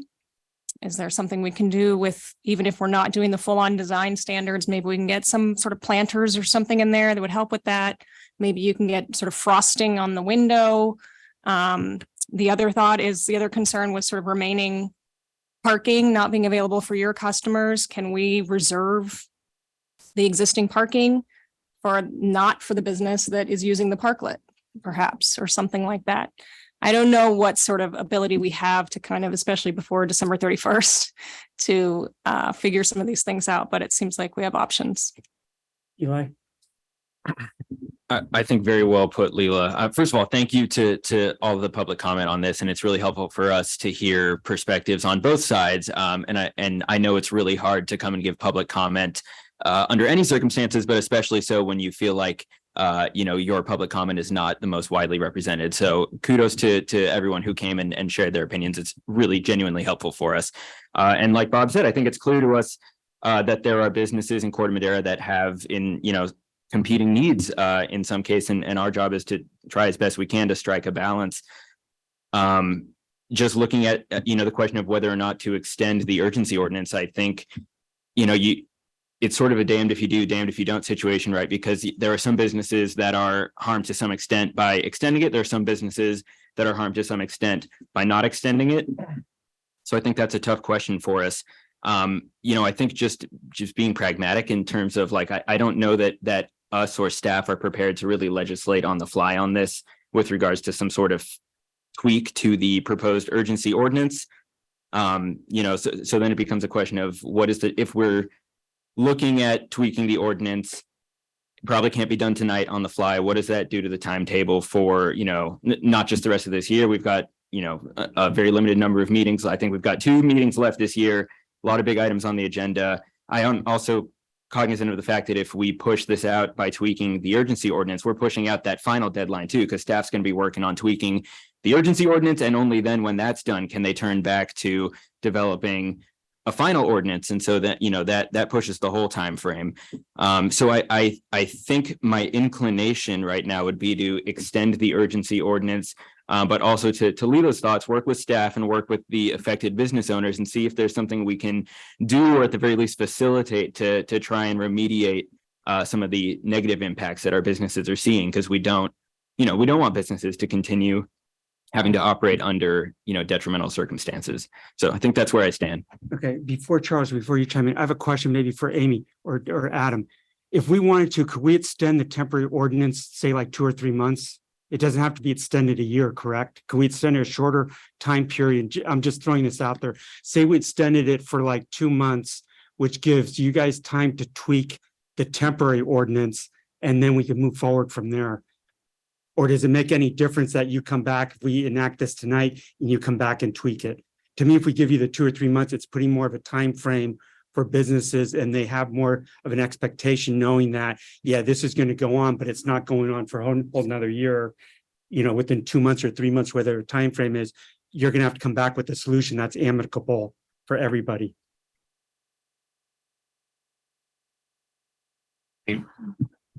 Possible on ours, on our end, I would recommend more on the 3-month timeline, just due to all the other items going on for planning staff, but not in the holidays as well. But that would be my recommendation if you wanted to go for a shorter time period. Put it somewhere in, like, what would that put it, February? I'm sorry, Charles, go ahead. Okay, I also wanted to say thank you for everyone speaking up and speaking your mind. And I know it's very hard for you that your business is suffering.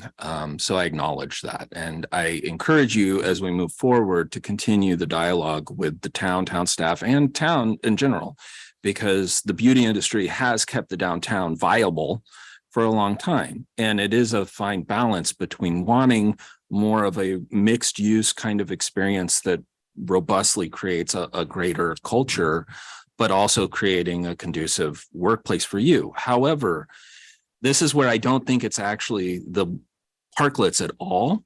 I think it's the nature of those storefronts, right? And those parking spots in general, because they're public parking spots. It's not like your customer was always parking in front anyway, right?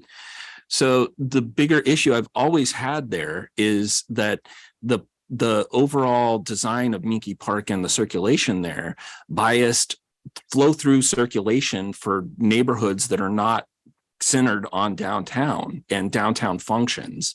And that's what you're really suffering from as a business. It's not loss of one parking, it's the overall location and layout of that whole downtown area.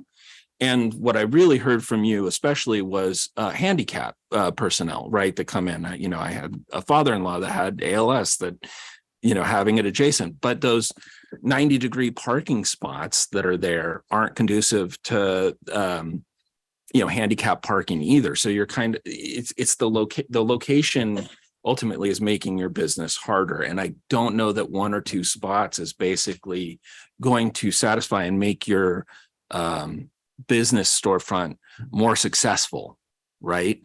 But I do think that engaging with the town and basically coming up with solutions for the long term that will both benefit restaurants and the beauty industry and access of customers to it conveniently should happen over the next year, right? And I know because I go get pizza all the time, right? And they're the ones that are really using those spots more than anybody, right? So, like, if you ask me who's using up the spots, it was never Zen's, because on that corner with a bunch of real estate offices, that wasn't it. And if you park on the other side, you have to go across the street, then you have to go across the street and then over, or you have to wait at the light, which is not basically conducive to pedestrian traffic. It really biases, flow through traffic. And so what I would say is, don't be hurt that the community wants a ordinance that basically allows outdoor dining, right? I think that brings people to you. I think that I would like to see you more engaged in how we can make that better for the long term for all the different. Wait, I'm sorry, we can't, there's no back. Right, but I just wanted to speak to that. And because of that, that's why I can support the ordinance, because it's so critical to these new, and like Zen's was never robust as it was, right? And Lighthouse and the community is very excited, as you saw, and you're great for coming and using your ability to speak to us about how we can improve all aspects of it, right? So don't feel like don't see it as a persecution when they're saying, yay, we're going to have a great place to eat, right? Like, I mean, beauty bar mixes bar and hair coloring in the Mission, at night. So it's like, part of it's just kind of thinking about your branding and things like that. Okay.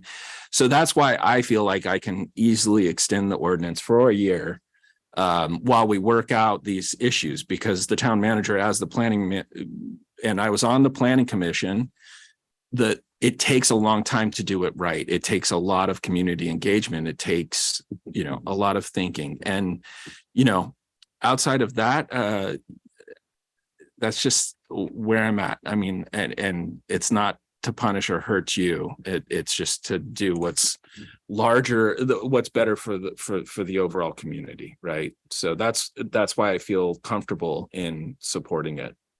And just moving forward with it, because of the complications of basically trying to,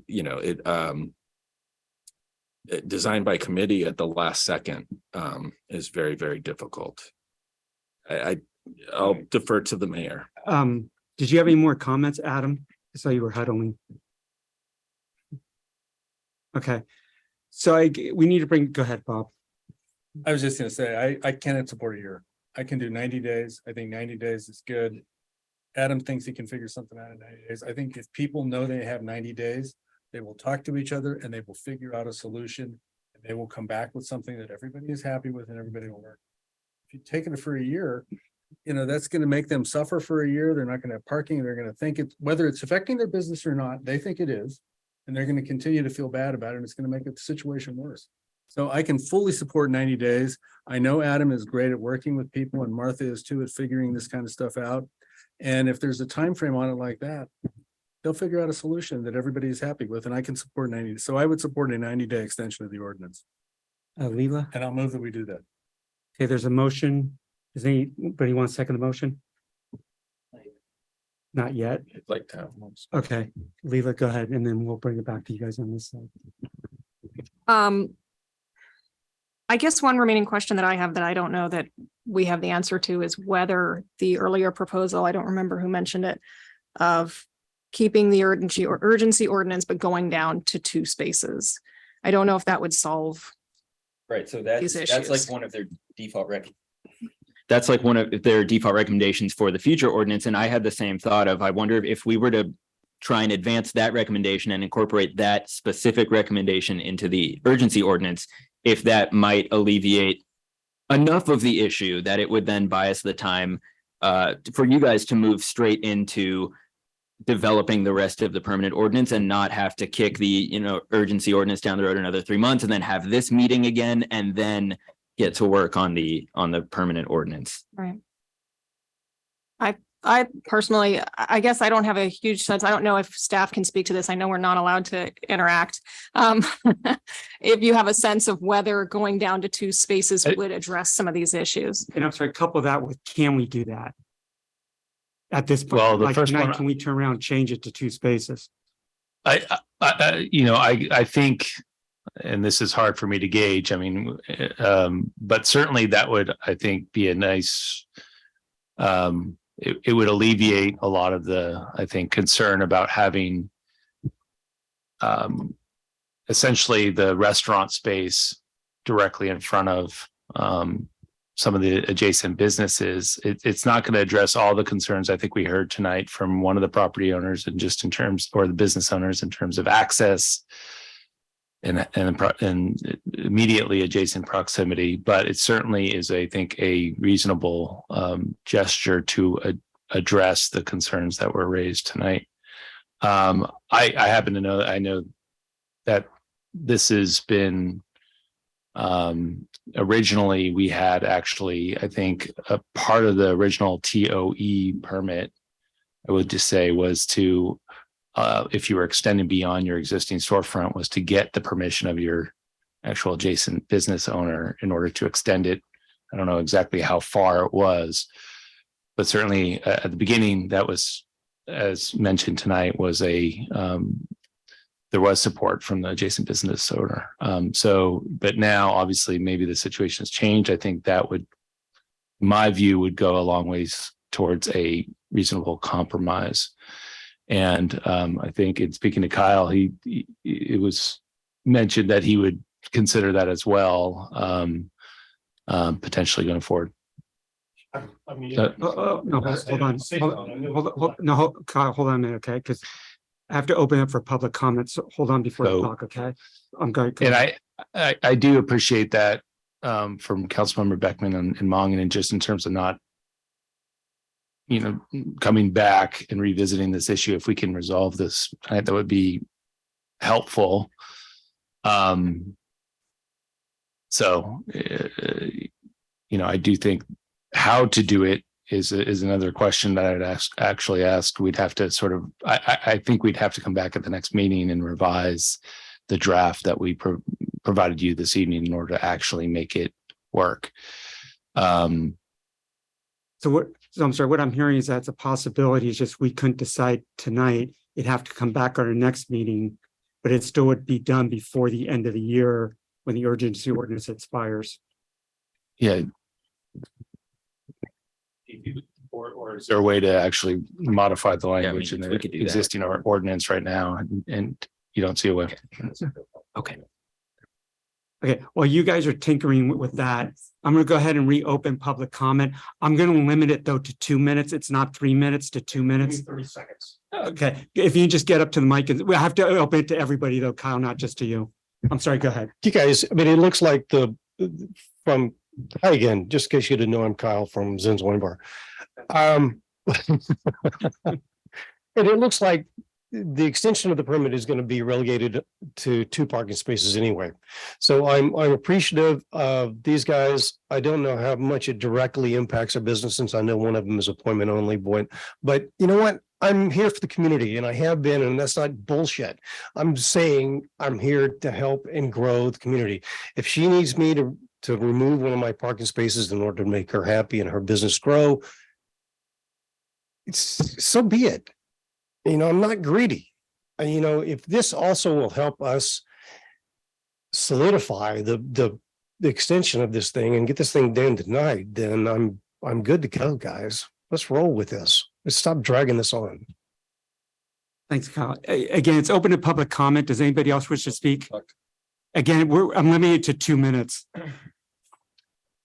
I said it when I first spoke, but I think one of the things that you're not considering are the number of staff members that utilize the parking space in Corte Madera Square, both from, and I'm going to call it some businesses here, Stefano's and Roots Interior Designs. Those cars are parked all along Corte Madera Ave for hours and hours and hours at a day, right? They're not coming and going like the delivery drivers. They're not coming and going like the clients that, these businesses need, that are only there for 1, 2, 3 hours. Those are there for 8 hours a day. So as part of this kind of agreement with the town and getting businesses together, I just think it makes a lot of sense to bring in those other businesses. There's ample parking spaces down below the gazebo, right across the street. If you need to park your car there for 5 hours or more, utilize those spaces. Let's let those spaces be 2-hour spaces. I understand there's not a huge ticketing system over there. I always make sure to park a little bit further up.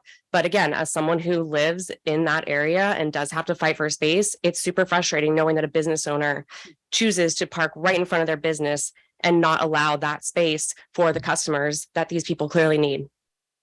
Just another consideration. Thanks. Anybody else? Go ahead. You just go to the mic. Thanks. Sorry, my business right the corner. I saw a lot of accident in that corner. So sand partlet there, people turn, people hit right people no way to move the car. Also no sidewalk. Totally no sidewalk. So I support your business, but client or customer cannot walk on the sidewalk. They have all the table all on the side. So even myself, I want to walk. I have to walk on the street because of the party. So the party, a lot of people stand there. Me and my client unable to walk to that street. And I think it's very dangerous to have partners right in the little of the corner. I'm sorry, I'm nervous. I cannot say that much.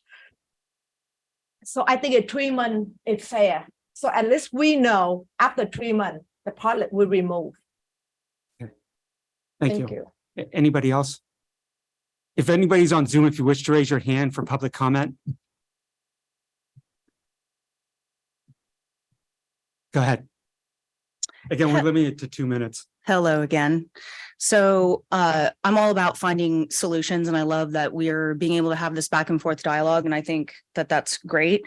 I am in favor. I think it's a great idea of revisiting this in 3 months and then being able to make a decision. Then I think there's a lot of other concerns that have not been able to be properly brought up so that there's other issues as well. And I so appreciate the accommodation that Kyle is willing to make. I'm a huge support of his business. I love sitting outside. I've made so many new friends sitting out front because he's provided that type of open space for us. I'm in a very difficult position because as a business owner, I have clientele coming to me and expressing a lot of concerns. And as a business owner, for patrons that are coming to me, paying me money for a service, I have to look at that. And I can't completely ignore what they are saying. And now this has been the platform for me to be able to express that.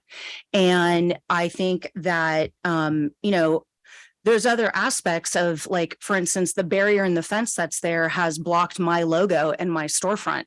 And so I've had to go and incur extra costs to have the logo removed, completely redone, and put higher up on the window, which I went as high as I could. And still, from other aspects of, depending on where you're at, you still can't even see my business, where before you could see my business completely clear from all aspects of that whole surrounding area. So there are a lot more other additional things to look at. So I think giving the 3 months, I think, is a great solution. And I love that. And I know together, I love having Kyle as a neighbor. We do great together. All of us are a community together. I know that we can work this out. And that's all I want to do for everyone involved. Thanks so much, you guys. Thanks. I don't see any hands raised. Anybody else from public wishing to speak?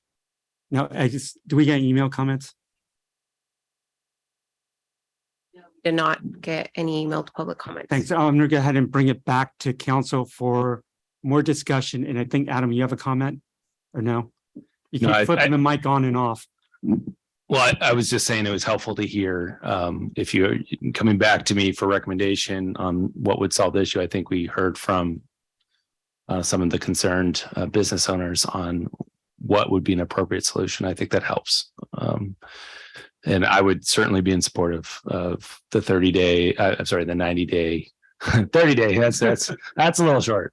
That'd be a Christmas present. 90 days. And I guess I would just like some specificity regarding exactly from when are we talking about from this point forward. Yeah, that's fine. So I guess the question is that something we can do tonight, or do we, if we decide to do a 90-day extension, can we do that tonight and just tweak the resolution, or do we have to roll it to next meeting? I think we could just make the amendment that it expires in 3 months, but I think the question is the temporary program doesn't expire until December 31st. So this would go into effect. So if you're talking about 90 days from January 1st, essentially, or 90 days from tonight. From tonight. I think that might be a little rough with the holidays. I'm just trying to do the math in my head exactly what that is. So that puts the date at February 15th. Okay. Does that give staff, though? I'm trying to be fair to staff because of holidays, and usually the last 2 weeks of the year is kind of like a dead time for staff because of holidays. Well, I'm gonna rely on these folks to give us our solution here in terms of what the. Yeah, but I just want to make sure that we're not pressing you up a deadline that you. Look, it's trying to get at. I think we're fine. Let's just. Okay, I'm sorry, Eli, go ahead. You had your hand like. I'm just confused on what exactly happens in 90 days. Are we adopting a new urgency ordinance in 90 days, or are we asking staff to have permanent regulations for us in 90 days? Because that doesn't seem realistic. No, absolutely not. I think we would come back with with the a like a fourth temporary urgency ordinance. It's basically yes, exactly what you're saying with another urgency ordinance. Okay, and do you see any like cascading effect in terms of the stuff that you guys have to get done through this year and next year? Because that's what I'm just concerned about, right? Is It is challenging. if we keep splitting hairs on this thing and keep splitting one meeting into two meetings, you know, I just worry about that. So I just want your take on whether this feels to you like something that threatens other priorities that you guys have to address. Yeah, I mean, there are a lot of other challenging projects in front of us, including some of the things we're talking about tonight, the housing element, obviously, which is going to be impacting January and the town council significantly in January. So, if we extend it into March, that would be better for us, honestly. So if I would just take that under consideration, I think we could do the first or second meeting of March. Okay. I'm not sure the date's there, but that would be helpful. Thank you. So then I'll just tell the council. So the two things I think that the two paths I see that I'm comfortable with here tonight are extending this thing 90 days from the expiration of the current urgency ordinance, which means 90 days from December 31st. That gets us into March, as Adam just asked, which he says is what he needs in order to be able to get all their other work done. I'm comfortable with that. Alternatively, I'm comfortable with the compromise that I think we heard sort of crowdsourced earlier in this meeting, which is saying we're going to fold in the two spaces or the width of your storefront, whichever is wider, fold that into the urgency ordinance and adopt it at our next meeting, which I'm hoping would be a very quick fix, from staff and would not impact their schedule and would hopefully, alleviate enough of the concerns among local business owners to give us time to then turn our attention to developing the full reg. So those are the two paths I'm open to. Do those work? Go ahead, Bob. I'm all for 90 days. I think work expands to the time allotted for it. And if we, and these people clearly want to work together, they want to figure it out. I am 150% confident they will figure it out. And if, they clearly want to make this work, both sides do. Let's give them the opportunity to do it, and they'll come back with a solution that everybody is happy with, and will make this much easier, and everybody will be much happier about the way it goes. So I'm all for the 90 days. So it sounds like 90 days, but not giving direction to staff on specifically 2 parking spaces. Instead, letting staff work with Kyle, the business owners in that area, and let them figure it out, which I think that's more beneficial than us giving direction to staff, because I think all you guys can really work together, and I think it'll bring you together also. And you said it before, there may be other issues out there that we're not seeing, staff isn't seeing, and when you all sit down and huddle together, you're going to reach a compromise. I think that will help us when we go to a permanent solution. I really do. It's also going to give staff a lot of experience about how to make this work on the permanent ordinance. And it's going to give them a huge head start. They will be well down the road already once they get through this. This is exactly the kind of issue that you're going to have to figure out as you try to make this work. So this will make getting the permanent ordinance much easier. So I do have one question for you, which I just thought if we extend this temporary ordinance till March 31st, right? When you come back to us, you would come back to us to extend the next temporary ordinance through the end of the year still? Yeah. Or would you so you wouldn't have to go into 2024, right? So basically everything will get done next year. Okay. Yeah, we would still get everything done next year. Okay. Leela?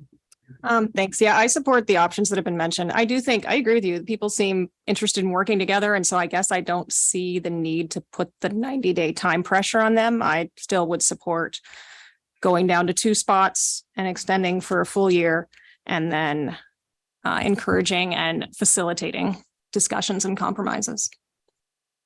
Charles? Honestly, I could support either.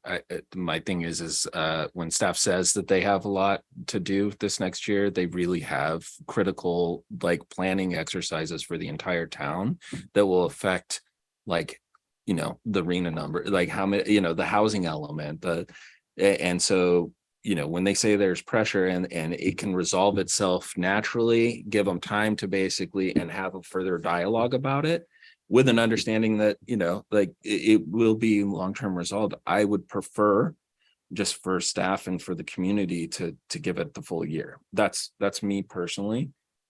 So I'm okay with the 90 days. I'm okay with 90 days and not getting, not doing the two parking spaces limited and letting you guys work it out. Because again, Bob said this and I totally agree with them.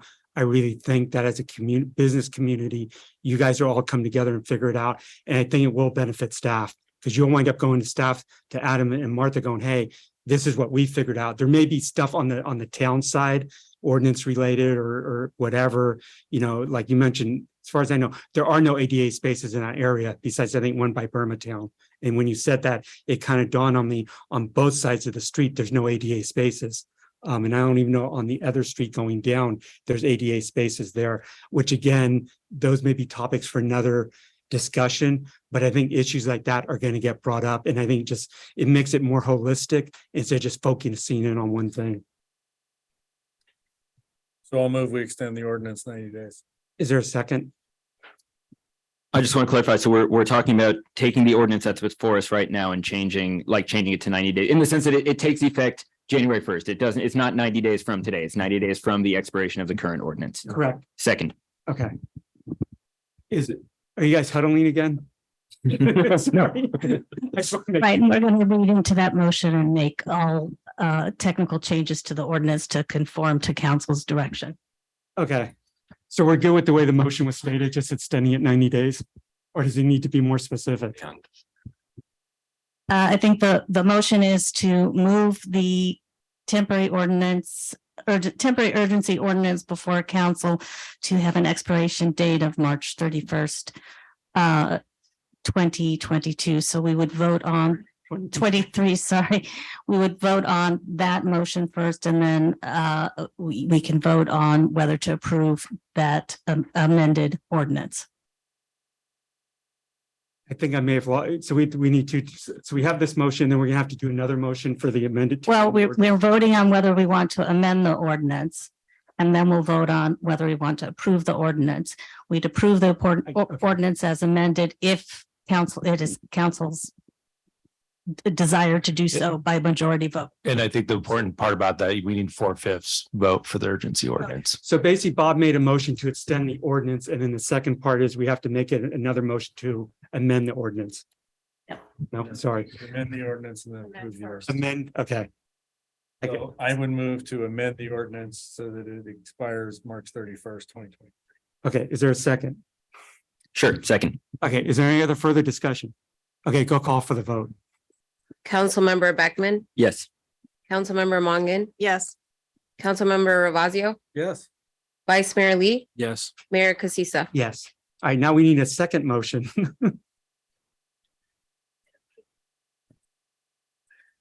I'll move to approve the ordinance as amended. Okay, is there any further discussion on that one? Okay.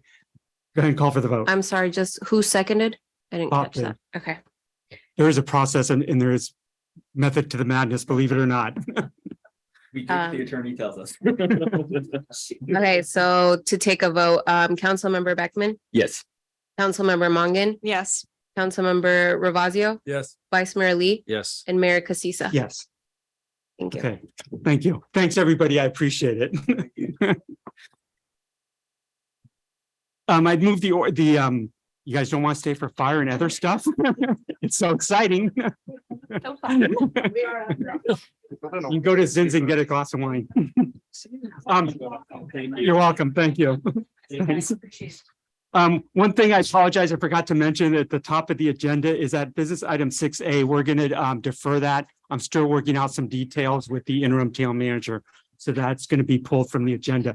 With that, I'm moving the agenda around. I apologize, but Ruben and Chris have been very patient. So we're going to move to 5B, adoption of ordinance number 1023 regarding municipal code and California fire code. And you just give us a high level overview. And again, I appreciate your patience. I think that was more discussion than the housing element or anything that's gone on in a long time. It's all great discussion though. That's okay. Martha's offered to buy us dinner. Thank you, Mayor Casissa and members of the council. We're here tonight as to waive the second reading and adopt ordinance number 1023, which repeals and reenacts chapter 1502 of the municipal code, which is the Corte Madera fire code. As you recall, on our meeting on November 1st, we introduced ordinance 10 23, which is the 2022 California Fire Code, which is part of our triennial code adoption cycle. We've gone through this every year, every 3 years when a new code comes out.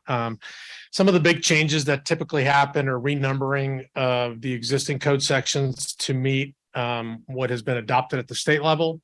The biggest changes that we found this year was in Chapter 49, which deals with wildland urban interface areas, primarily with vegetation management. And the amendments that we made here locally were so the state's adoption meets the local defensible space standards. So that's kind of really the big changes. One other change was, as we mentioned last go around, was the exterior wildfire protection systems. We've been seeing an uptick throughout the region where companies are coming in and trying to sell an exterior system to try to prevent embers in the community. We're trying to regulate that so that way we can protect our fire protection systems that are currently exist within the town in the event of a major emergency. Those are pretty much the big changes that have happened. We went through a big hearing at our last meeting, and I'm open to any questions that you may have. Anybody have any questions from the council? No, with that, I'll go ahead and open it for public comment. If you wish to speak on this topic, please go to the podium. And I don't see any hands raised. Any email comments? We do not have email public comment. Thanks. With that, I will close public comment and I'll bring it back to the council for a House motion to adopt ordinance number 1023. So moved. Thanks. Is there a second? I'll go ahead. Second. Thank you. Any further discussion? Go ahead and call for the vote. Councilmember Beckman? Yes. Councilmember Mongan? Yes. Councilmember Ravazio? Yes. Vice Mayor Lee? Yes. And Mayor Casissa? Yes. Thanks, Ruben. Appreciate it. Thank Any you. update on the fire situation? I always ask you while you're We're here. doing good right now and we like it. It's nice and cold. Thanks. Appreciate it. Appreciate it, Chris. All right, with that, we'll go ahead and move to 5A, which is looking at adopting ordinance number 1022. Adam, I will look at you. Yeah, no, I'm covering, obviously you heard from our consultants, Bob Brown and Tom, our interim building official, Thomas Aarons. At the last meeting, we had a good lengthy discussion regarding the possible adoption of ordinance number 1022, which would repeal and reenact several chapters of the town's municipal code related to building code adoption. And so staff is really here recommending that the town council conduct its public hearing for ordinance number 1022, waive further reading and adopt the ordinance as proposed. Again, just a very high level. This happens every 3 years that the town will updates its building code. This year would be, as discussed last time, the town is staff is recommending that the town council adopt reach codes for the first time. That would apply to new construction. And so really it would require that any new construction in town would be required to be all electric. We would also have elevated or higher standards for new EV charging infrastructure as well. And so I'm not going to go. We had discussion about whether or not to apply those same regulations for remodels, but we discussed at the last meeting, town staff would come back in the middle of next year during the summer months on those potential reach code standards for existing buildings. We did receive additional public comment, so that's included in your packet. I think it's fair to characterize them as all sort of in line with the town council's discussion where we ended at the last council meeting in terms of the proposed approach to the reach codes. And so with that, I will just really end my staff presentation and see if there's any questions from the town council. Are there any questions from council members? No, with that, I'll go ahead and open a public comment. If you wish to speak on the topic, thank you. Please go to the podium. I don't see any hands raised. Do we have any email comments that came in? No emailed comments. Okay, with that, I'll go ahead and close public comment and bring it back to council for either further discussion or a motion. And I can make the motion that we adopt ordinance number 1022 as proposed. Second. Any other further discussion? No, go ahead and call for the vote. Councilmember Beckman, Yes. Councilmember Mongan. Yes. Councilmember Ravazio, Yes. Vice Mayor Lee, Yes. Mayor Casissa. Yes, and with that, we'll move to 6C, which this is introduction of proposed ordinance regarding, I'm just going to summarize this, SB 9, and I'll turn it over to Martha. 5C. 5C. 5C, I'm sorry, 5C. Need to read this more.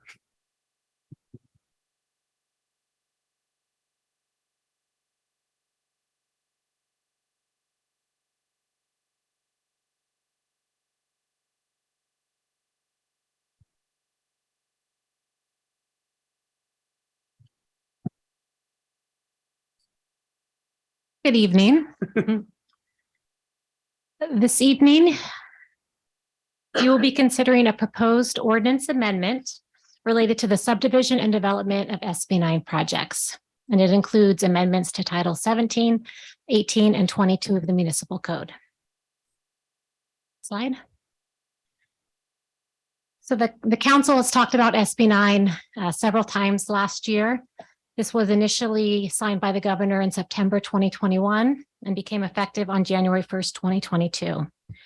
And it allows homeowners within single-family districts to build up to 2 units on their existing parcel or to legally split their parcel into 2. Next slide. This shows the zoning map in Corte Madera, and essentially the legislation applies to all single-family zoning districts. And the main single-family district is the R1 shown in beige on this slide. There are 2 different scenarios. The first is that it's the lot is not being subdivided and you're building 2 homes on the existing lot. If there's an existing single-family home, you can add up to 1 additional unit for a total of 2. Next slide. In this scenario, the lot is being subdivided. And again, you can build up to 2 homes on each parcel for a total of 4 units. And for lot splits, each parcel needs to be a minimum of 1,200 square feet, and they need to be approximately the same size. Next slide. So the town council has discussed this at 3 prior meetings. And the urgency ordinance was adopted in January 2022, which had a term of 45 days. It was subsequently extended by urgency ordinance 1017 on March 1st. And the regulations are set to expire on January 17, 2023. Next slide. So since the ordinance since SB 9 went into effect, we've had 8 applications for SB 9 lot splits. And they ranged in size. The smallest is at 208 Chapman, just over 6,200 square feet. And the largest parcel is on Meadow Suite at just under 2 acres. And 5 of these applications have been approved and 3 are still under review. Next slide. And this shows the map of where these applications are located. And this was included as attachment 6 to your staff report. So the council previously adopted objective design and development standards towards the end of last year. And there was a zone within the standards called the T3 edge. And the standards in that zone are very similar to the R1 zoning district. And as part of the proposed ordinance amendment, some minor modifications are proposed to the front setback and the street side setback to more closely align with the existing standards of the R1 district. So the urgency ordinance allows for a maximum size of 1,000 square feet. And as part of the permanent ordinance, staff is recommending a 2-tiered approach. So what's being recommended is that in instances when the unit meets the setbacks of the T3 edge district, 800 square feet would be the maximum size. And in instances when, in instances when it's reducing the setbacks, and does not meet the setbacks of the T3 edge, the maximum size is 800 square feet. And in instances when the unit meets the setbacks, then the allowable size is 1,200 square feet. And this is being recommended because staff thinks that could incentivize applicants to meet the setbacks of the zoning district and to not take advantage of the 4-foot reduced setback that the state law allows. And it also mirrors the approach in the ADU ordinance as well. And in instances when a homeowner wants to build larger than 1,200 square feet, they could do so through the discretionary design review process.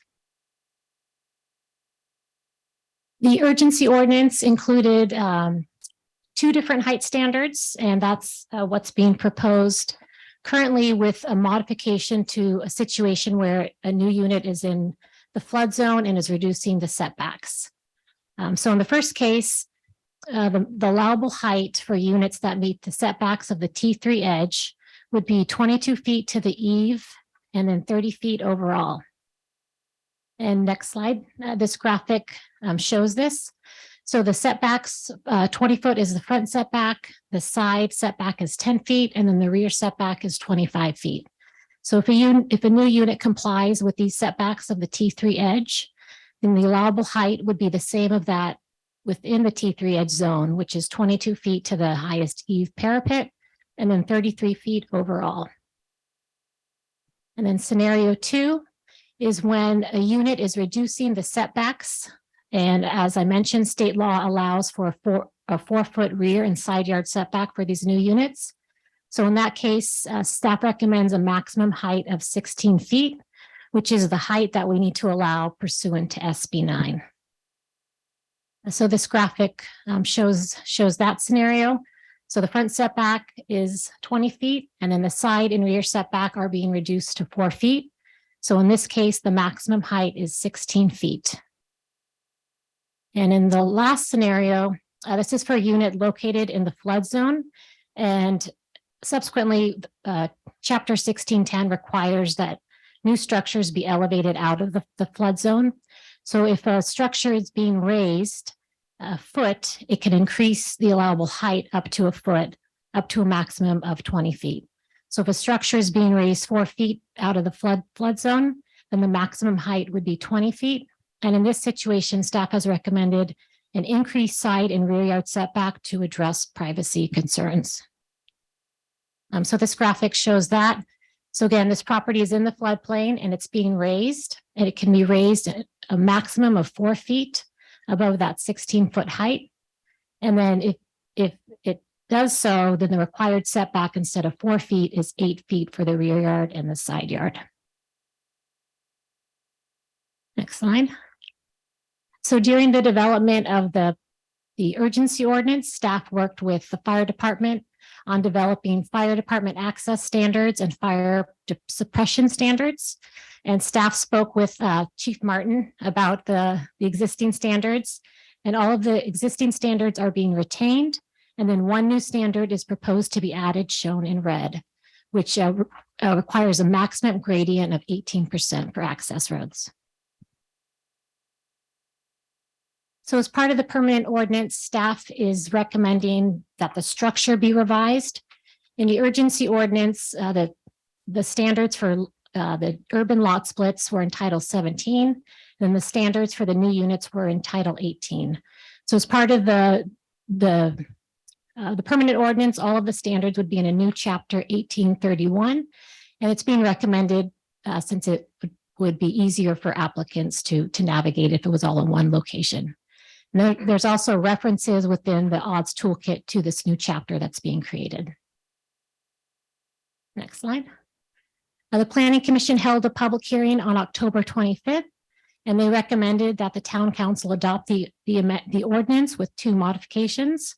The first was to add "and environmentally sensitive developments" to the purpose section, and the second was to add a definition of a newly created lot. And both of those changes have been incorporated into the draft ordinance. And these are the options before the council this evening. That concludes my presentation, and I'm available for any questions. Any questions of staff? Yeah, go ahead. Thanks, Martha. Just curious, I'm surprised that there were only 8 applications in a full calendar year. And I wonder if you guys have thoughts about why people aren't using this more. Are there other municipalities that have seen more action? Like, is it our urgency ordinance that's imposing onerous requirements that's discouraging people? So we actually have more applications than any other jurisdictions I've heard of. And actually one of our colleagues, Tracy, attended a subdivision map class this last week, and there were staff from all over the state, and hardly anyone has seen SB9 applications. So we're actually in the minority in that we have more applications than most. Great. And these changes don't seem to impose a lot more. They shouldn't change the way people view how onerous or not these requirements are. So we shouldn't necessarily see like a reduction in applications because of these changes. I don't think so. Think, the biggest change probably from the urgency ordinance is the two-tiered approach to size. Because currently, regardless of if you meet setbacks or not, you can have a 1,000 square foot unit. And what's being recommended is to decrease that to 800 square feet if setbacks are being reduced. So that's probably one of the biggest changes. Mhm. And because of the nature of the ministerial review, you can't, I guess I'm just thinking about, for example, my house backs up to a canal. I have neighbors who have these huge backyards because it used to be an orchard, so there might be places where the setbacks just really aren't a big issue. But because this is ministerial, you can't really say, well, it depends on what your property is like. Correct. It's a ministerial process without any discretionary review. So we can't take, site specific things into consideration. We did though say where you are able to meet the setbacks, if you have a big yard, then you can have a 1,200 square foot. Actually, two 1,200 square foot units on that parcel. So try to get in that nuance a little bit. Thank you. Any other questions? No. With that, I will go ahead and open up for public comment. None present. I don't see any hands raised. I see one hand raised. If you can bring over Frank, please. Thank you. Hello, everybody. I just have a question about the setback, the rear setback and what that means. I think that on the graph, on the diagram that you had earlier, it said a 20-foot rear setback. And to get for a 1,200 square foot unit, does that would only be for a backyard? Could you do that on a side yard too? What I'll do is after you're through with your comments and I close public comment, then I'll have staff respond to that. Okay, I could have a conversation even tomorrow. And that would be fine with me. I just want to be more clear on what the 20-foot setback means for the rear yard. Okay, yeah, again, I'll have staff answer that after I close public comment, which will be in just a minute. Thanks. Do we get any email comments in? Yes, we did. We received a comment from Corrine Grant. And it says, hello, I would like to submit my, oh, sorry, let me start the timer. You're at the 2-minute mark. Hello, I would like to submit my comments to be read at the town council meeting tonight. My name is Corrine Grant and my husband and I are in the process of applying for a lot split of our parcel at 1161 Meadowcrest Drive. As you can see from the table attached to the staff report, our lots will be approximately 1.2 and 0.8 acres under the 60-40 split rule. I also noted that out of the 8 requests submitted so far, many will also have fairly large parcel lot splits. It is unfortunate that in its current form, SB 9 does not take into consideration large lots such as ours in the 60-40 split rule, as I would have preferred to subdivide off a smaller lot. I am writing to agree with the planning department's recommendation of a 1,200 square foot building size rather than the current 1,000 square foot maximum. It really allows for a 2-bedroom, 2-bath home with an office space. I feel that this is a minimum size of a small family. This is the minimum size a small family needs, especially if 1 or 2 adults are working from home. Since SB 9 doesn't take into consideration larger new lot size by adopting the 1,200 square foot, this would allow a modest family home to be built on large lots, while smaller lot splits would naturally not be able to build 1,200 square foot buildings due to setback rules. My husband and I are 69 and 65 years old and would like to have rental income for retirement so that we can remain in our home as long as possible. The larger building size would allow us a slightly larger rental income. Thank you, Corrine. And that was the only comment we received via email earlier today, and we don't have any additional emailed public comment. Thanks. With that, I'll go ahead and close public comment. Can you answer that one question that came up? Thanks. Yeah, so in an instance when the unit, to have a 1,200 square foot unit, you need to meet the setbacks of the T3 edge zone. And the rear setback is 25 feet, which is the same as the required rear setback in the R1 district. And I would like to point out there's an error in the staff report. It says it's a maximum setback. It's actually a minimum setback. So the rear setback is 25 feet. And then if state law allows you to reduce your rear setback to as little as 4 feet, and in that case, the maximum unit size would be 800 square feet instead of 1,200 square feet. Thanks. And then Frank can reach out to you, right? If he has more questions. Yes. Okay. Or more discussion. Okay. Thanks. Okay. With that, close public comment. I'll go ahead and bring it back to council for further discussion, comments. And then we're looking for a motion to introduce the ordinance potentially. Go ahead, Eli. Thank you, Fred. Thank you, staff. I know this was a super complex one for you guys to dive into and develop. So thank you. And by and large, I think this is really good work. And I love the way that you basically tied in the bulk of what we're recommending to conform with T3 and the objective design and development standards. And it's basically by doing that, you're not reinventing the wheel. You're saying we already invested all this time and effort in developing these standards. Let's use them. So I think that's great. Thank you for doing that. The one thing that I wanted to flag for the council, just to kind of think about is there's two kind of instances here where you guys took the two-tiered approach, right? So it's for unit size and building height. So square footage and height, where you said basically, if you meet the larger setbacks, you can have a larger building. If you're going smaller setbacks, your building can't be quite so large. And I totally understand why you did that, right? It's to give in a denser environment, to give a little bit more breathing room to neighboring buildings. Makes perfect sense. The one thing that I'm thinking about there is the two-tier approach is just more complicated, and it's more complicated for you guys to monitor and enforce and do plan check on. It's also more complicated for applicants to understand what's allowed, what isn't. And again, I definitely understand why you did it. I see the benefit, but I also wonder if there's, maybe a benefit we should consider to taking a more streamlined approach and just saying, hey, look, what if we just do 1,000 feet or 1,200 feet, regardless of setback, and something similar for height, where we say, hey, look, we're just going to keep the T3 height regardless of setback. So curious to get my colleagues' thoughts on that. And the only other thing I'll say with regards to square footage is I do agree with the point that you guys raised in the staff report, where a 1,200 square foot unit is a bona fide starter home. An 800 square foot unit, I don't think is quite a starter home. That to me feels more like a rental unit. And so, I think if we're trying to create more of a starter home stock, which I think is sorely missing in California and especially in Corte Madera, to me, that might also suggest that we look at the 1,200, and nix the two-tier solution. So those are my thoughts. Curious to hear what you guys have to say, but by and large, great work. Leela, Bob, Charles. I can speak to. Go ahead. So Eli, thank you for those. Those are great questions. I agree with staff's evaluation because I have also done my own personal analysis on several properties.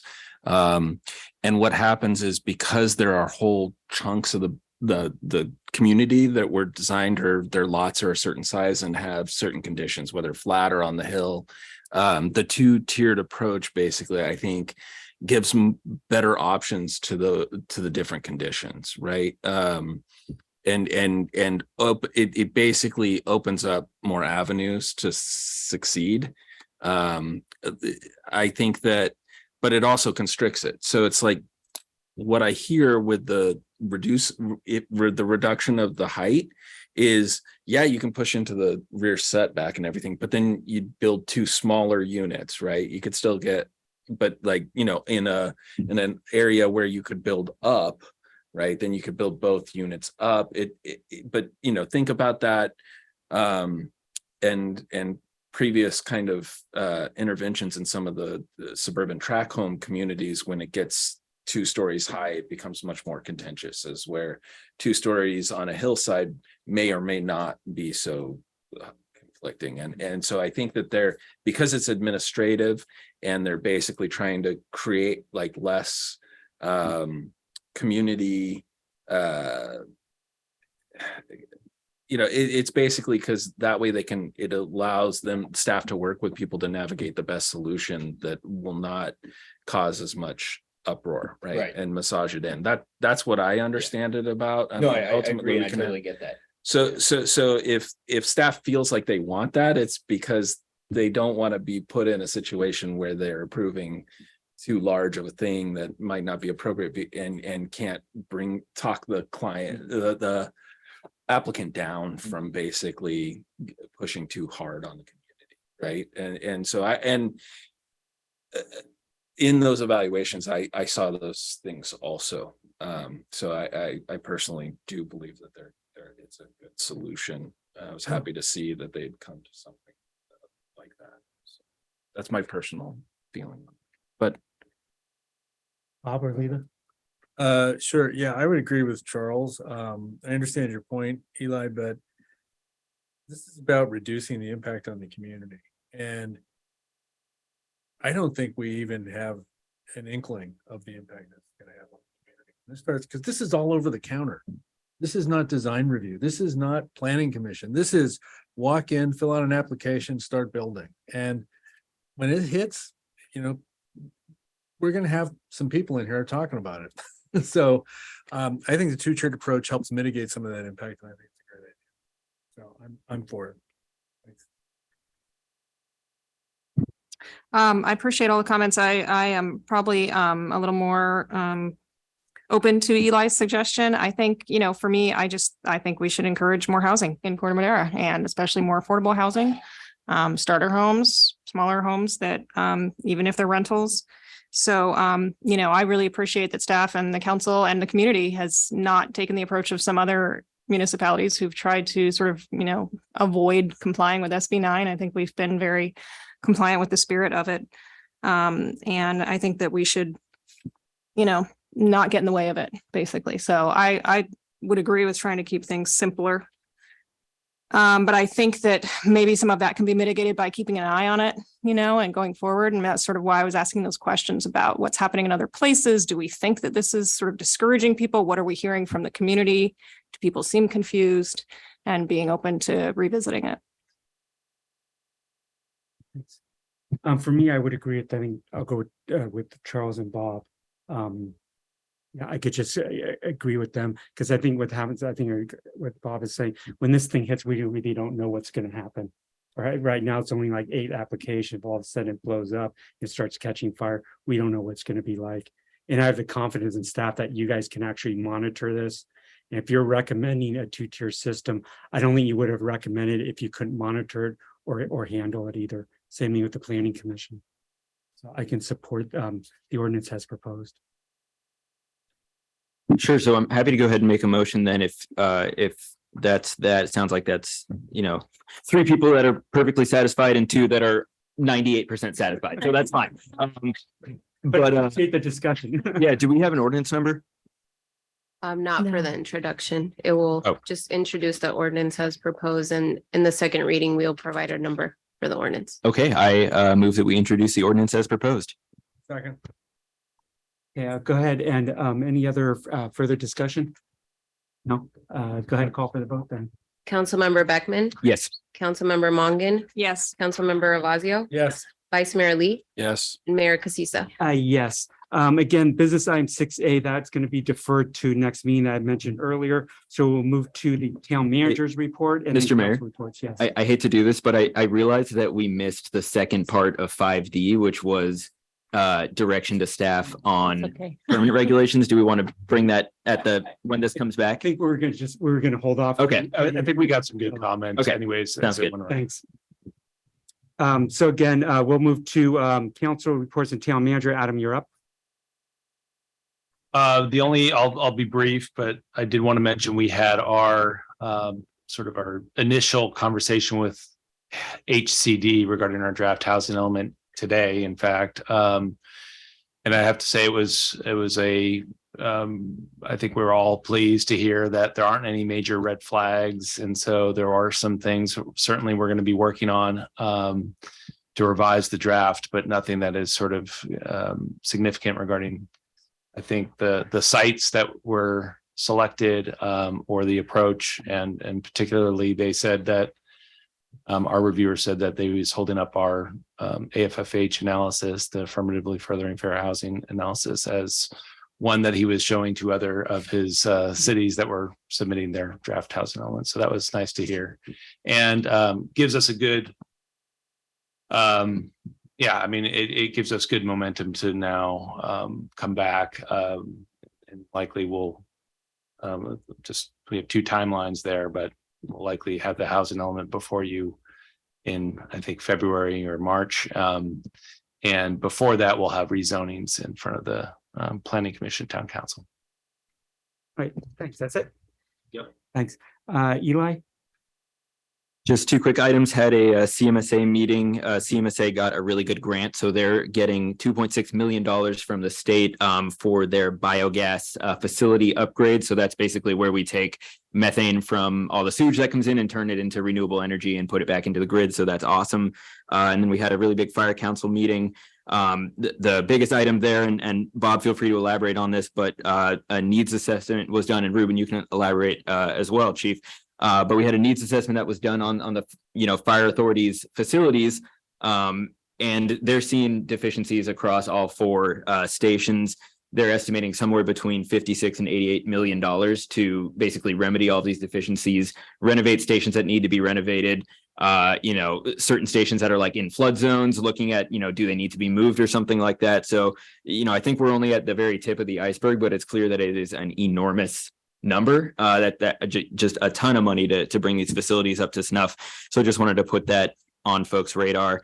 And again, you guys feel free to add on to that if you want. And then the last thing is, it was Bob's last fire council meeting. So we said goodbye to him, and we respect a great run of service on that board. So thank you. Thanks, Eli. Before we go to Bob, Ruben, do you have anything to add on fire? I don't want to say deficiency, wrong use of words. Fire facilities. No, it was just a real high level overview of where the facilities are and looking at where they're at for the future. Thanks. Bob? And I'll just add, it's a big deal. It's a big project, and it's going to be the main thing that you will all be working on there, except for one of the main things. We had a fire police council meeting as well. I don't think anything really happened unless Fred, you saw something. I had a BPAC meeting last night, and two things coming out of that. When we looked at the Paradise Drive Improvement Project, which we've been working on for years, and the BPAC supported the plan. It's really good. RJ did a great job. It really expands the bike path on the south side of the street all the way down.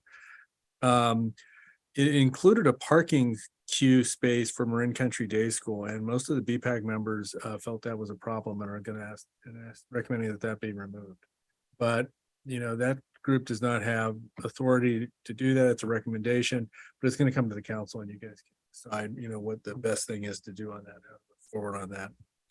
They are not in violation of the CUP right now. They are working to try to accommodate. We also talked about e-bikes a lot. That was on the agenda, and there's been a lot of outrage on Nextdoor recently, if you've seen about e-bikes and kids especially, and speeding through intersections and riding on sidewalks. So we brought in somebody from MCBC to talk about what they've been doing, but then I also heard that Mill Valley had been dealing with it. And I gave a call to the town manager in Mill Valley because I happen to know him. And they actually have a draft ordinance that they've been working on for this. The issue with this is that CMPA is issuing lots of citations to younger people, but they can't be enforced. They just throw them out. The DA doesn't do anything, throws them out, doesn't do anything. So it's not really having any effect. So what Mill Valley has done, they're drafting an ordinance that, and it's modeled after the social host ordinance, which is the ordinance which we passed, I think, about 8 or 10 years ago, which basically holds families and parents of the house responsible if there's a party where teenage drinking takes place. Parents get fined, and that's been really effective at cutting down on parties. So they modeled after that, and the ordinance basically says that if someone is caught violating the law on an e-bike, then the youth and the parent has to attend a class on e-bike education.